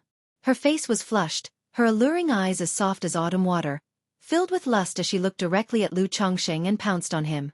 Lu Chongqing was immediately pinned down by the woman and could not move. He struggled several times, but to no avail. He could clearly feel the heat of the woman's body before him. It felt like a raging fire was burning. He knew that her condition meant either she had been poisoned or was experiencing cultivation deviation. Fairy, please comport yourself. Lu Chongqing called out a few times, but the woman, out of her senses, didn't respond to his calls. Instead, she pinned him underneath her, and her moist lips came closer to kiss him. Who could withstand such a situation? Looking at the heavenly beauty before him, feeling her mature and soft body pressed against him, the intoxicating fragrance of her breath, Lu Chongqing let out a soft sigh. If this situation was inescapable, then there was no point in resisting. He might as well choose to enjoy it. Lu Chongqing lay back sprawled and relaxed. Afterward, the cave resounded with intense activity that lasted for a moment before a magical robe was thrown at the entrance of the cave. After a while, several more pieces of clothing were tossed out, including the intimate garments of the woman. Chapter 107. You feel wronged, but I feel wronged too. _1 in the cave. Lu Chongqing sat naked, hugging his knees, pitifully and helplessly crouching in the corner of the wall. He resembled a ravished fine lady or gentleman, looking aggrievedly at the stunning beauty in front of him. The beauty was draped in a multicolored gown that seemed made of rosy clouds, her eyes like autumn pools, her brows like distant mountains, her nose was high and proud, her lips red and moist as if dripping with color, her black hair slightly unkempt, loosely draped over her shoulders. Beneath the hem of her gown, a pair of snow-white delicate feet were bare, as if carved from jade and sculpted from snow, utter perfection, glimmering with a faint crystal sheen. The curve of her ankle was graceful, slender yet full, and the arch of her foot was curved like the moon, drawing an exquisitely beautiful arc. Her 5 toes were symmetrically neat, like white jade grapes, uncolored yet showing a rosy translucence, moist and tempting, inciting an urge in one to gently touch and play with them. In these 3 days, every part of this exquisite bow-tie's body, every inch of her skin, had been appreciated and touched by Lu Chongqing. But at this moment, her voluptuous and tender enticing jade body took on a different aura when clothed in this garment. It was entirely different from the demeanor, posture, and expressions Lu Chongqing had seen in these 3 days. It was as if she had become a different person. Although her qi seemed somewhat disordered, she looked extraordinarily noble. Like the lofty 9 heavens mysterious lady, untouched by worldly dust. One glance at her would make one feel ashamed, invoking a sense of unworthiness and a fear to blaspheme. She appeared to be right before one's eyes, yet she felt incredibly distant, making it hard to discern her face, hard to reach out to. Like a celestial maiden in the clouds, ready to ride the wind away at any moment. Yun Wansheng also looked indifferently at Lu Chongqing before her. Within the depths of her eyes, which flowed like the Milky Way, there was a great complexity. She had always been proud and focused on her cultivation. Since embarking on the path of cultivation, over the past 100 years, she had encountered countless young heroes and genius demons. Yet not one of them had ever stirred her heart. But today she, Yun Wansheng, Kai Yun true immortal of the Qingyun sect, a nascent soul immortal, had lost her chastity in such a wretched place, in this dilapidated cave. And the one to take it was a mere qi refinement stage junior cultivator. Such an energy-refining cultivator, under normal circumstances, she might not even spare an additional glance. Yet, in this instance, he had directly taken her innocence and broken her Tongyu Phoenix marrow body. Even with her centuries-old temperament, Yun Wansheng couldn't remain calm at this moment. A surge of humiliation and killing intent arose within her heart. Especially seeing his pitiful and helpless, aggrieved expression, which greatly irritated her. She longed to slay the young man before her to vent the hatred in her heart. How could it be? Could it be that this matter has wronged you? You feel wronged, but I am the one who feels even more so. Not only did I lose my innocence, but the spirit-nurturing energy of the Tongyu Phoenix marrow body was also taken by you, aiding in your marrow cleansing, and significantly advancing your cultivation level. And you still feel pitiful and aggrieved? Yun Wansheng grew more aggrieved the more she thought about it, wishing she could kill Lu Chongqing to appease the resentment in her heart. But a part of her heart was somewhat reluctant. After all, he was the man who had taken her virginity. It left her with a strange feeling in her heart. Moreover, she also understood that this matter couldn't be entirely blamed on him. She even had to thank Lu Chongqing for saving her life. When she used the Thunderfire Pearl to kill the man in the black robe and the Red Phoenix Fiend, she was determined to face death. She was prepared to die from the burning of the Red Phoenix Karma fire. If not for the young man before her, who, through their 3 days of union, extinguished the Karma fire, she might already be extinguished under the Red Phoenix Karma fire. Moreover, after the fire began to recede, she also regained a trace of clarity in her consciousness.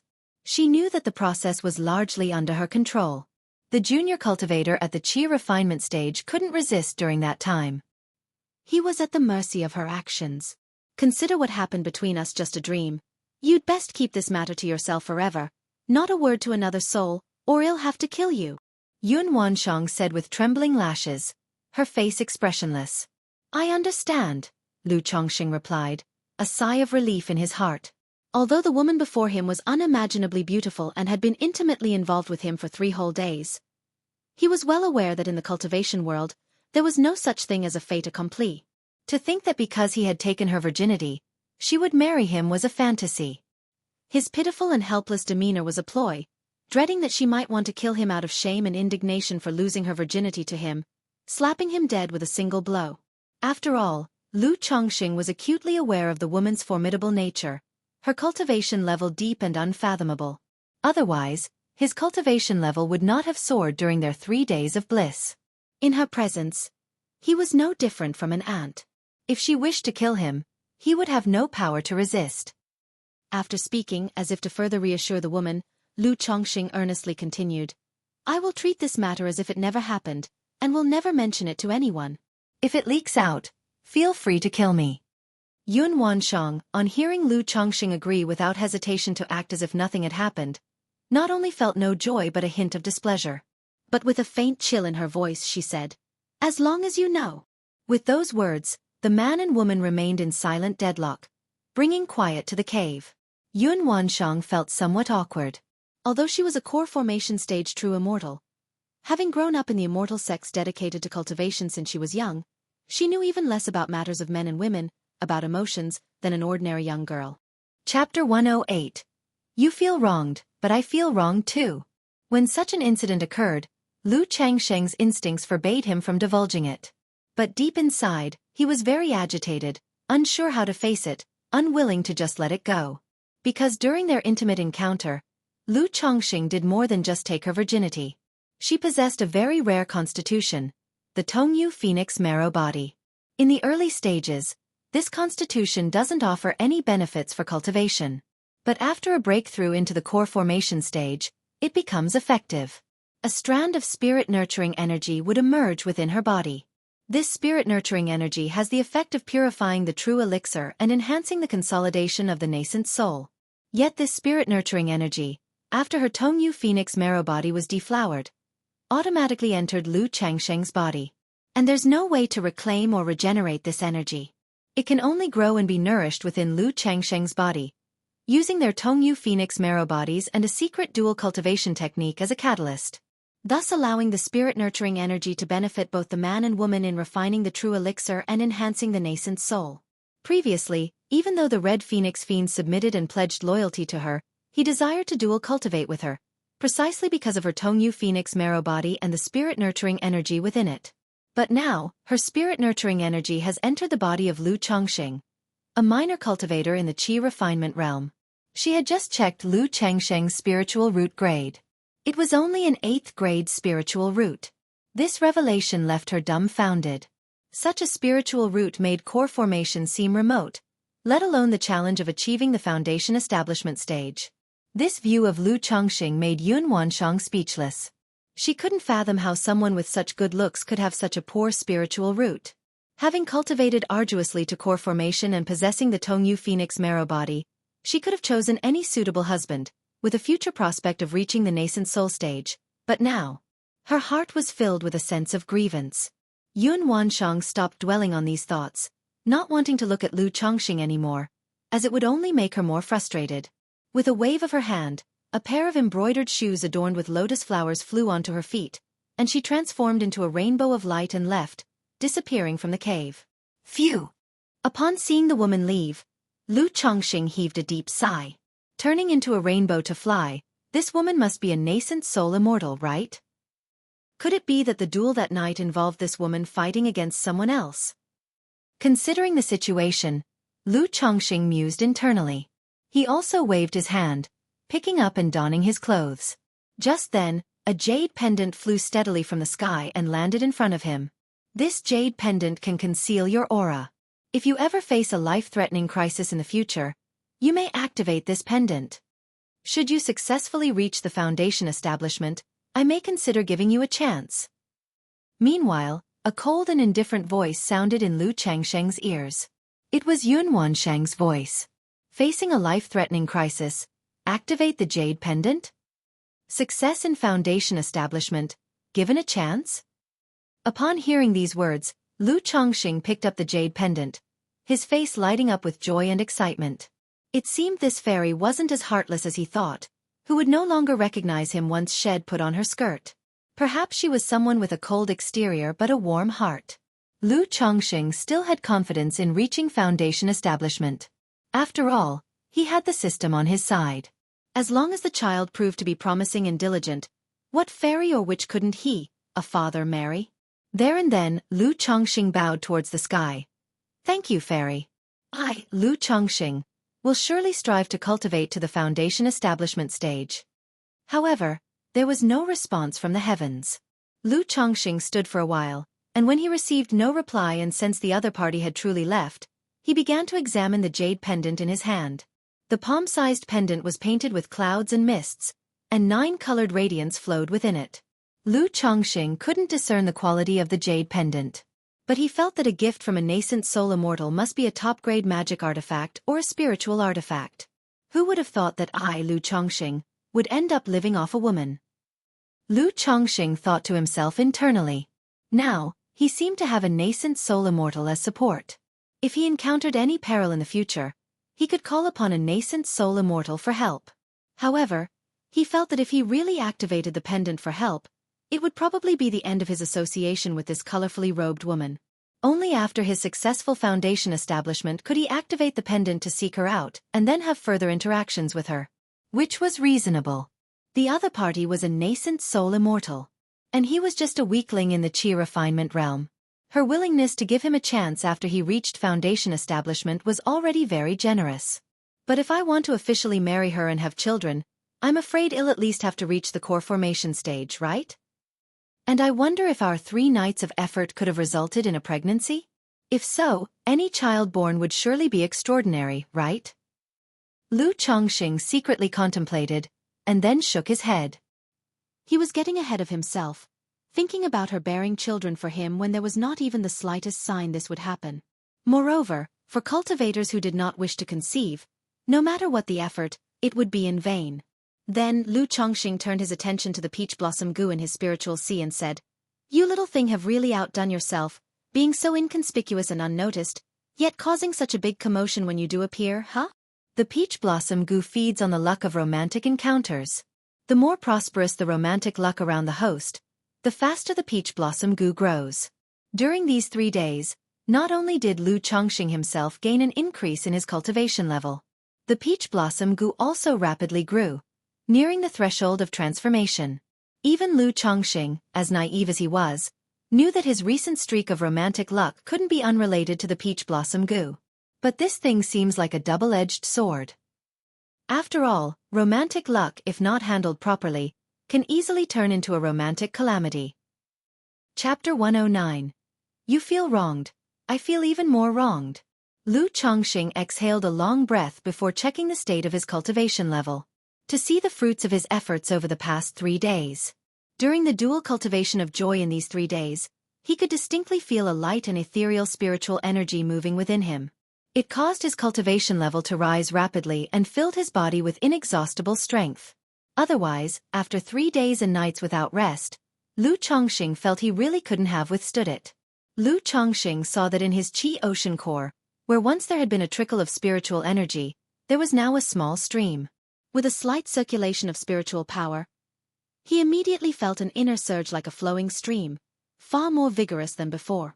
This was the manifestation of the 6th level energy refinement. And he had reached the peak of the 6th level. As long as he broke through the bottleneck from the middle stage to the later stage, he could advance from the 6th level to the 7th level energy refinement. At the peak of the 6th level energy refinement, in just 3 days' time, I've broken through from the 4th level to the peak of the 6th level. This speed is simply relying on my own slow cultivation. It would take at least a decade to go from the 4th level to the peak of the 6th level, right? Moreover, the enhanced spiritual power doesn't have the slightest bit of hollowness. In fact, it is even more robust than before. Lu Chongqing looked at the spiritual energy in his chi ocean core, filled with excitement. Immediately, his eyes brightened with joy and excitement. Not only have I made a breakthrough to the 6th level, but my 100 refinements treasure body art has also succeeded. The first layer has been cultivated. Lu Changsheng's eyes sparkled with determination and spirit as he suddenly clenched his fist and struck fiercely towards the cave wall. Bang! That punch, like a heavy hammer, smashed into the wall, leaving behind a large crater with a network of dense cracks spreading and a shower of rocks falling from above. This punch. It's got to be worth 20 years of strength. Lu Chongqing looked at the effect of his punch, his face full of delight. Then, as if thinking of something, he pulled out a flying sword from his storage bag. It was an inferior flying sword obtained from a robber cultivator. He then gently drew the flying sword across the skin of his finger. A faint resistance transmitted, leaving a white mark on his finger. If I apply force, it can still cut through. But this defensive power is decent. To truly become immune to a magic artifact with flesh alone, it's probably necessary to cultivate the 100 refinements treasure body technique to the 4th layer, right? Lu Chongqing did not continue to experiment, feeling very satisfied with his current situation, extremely so.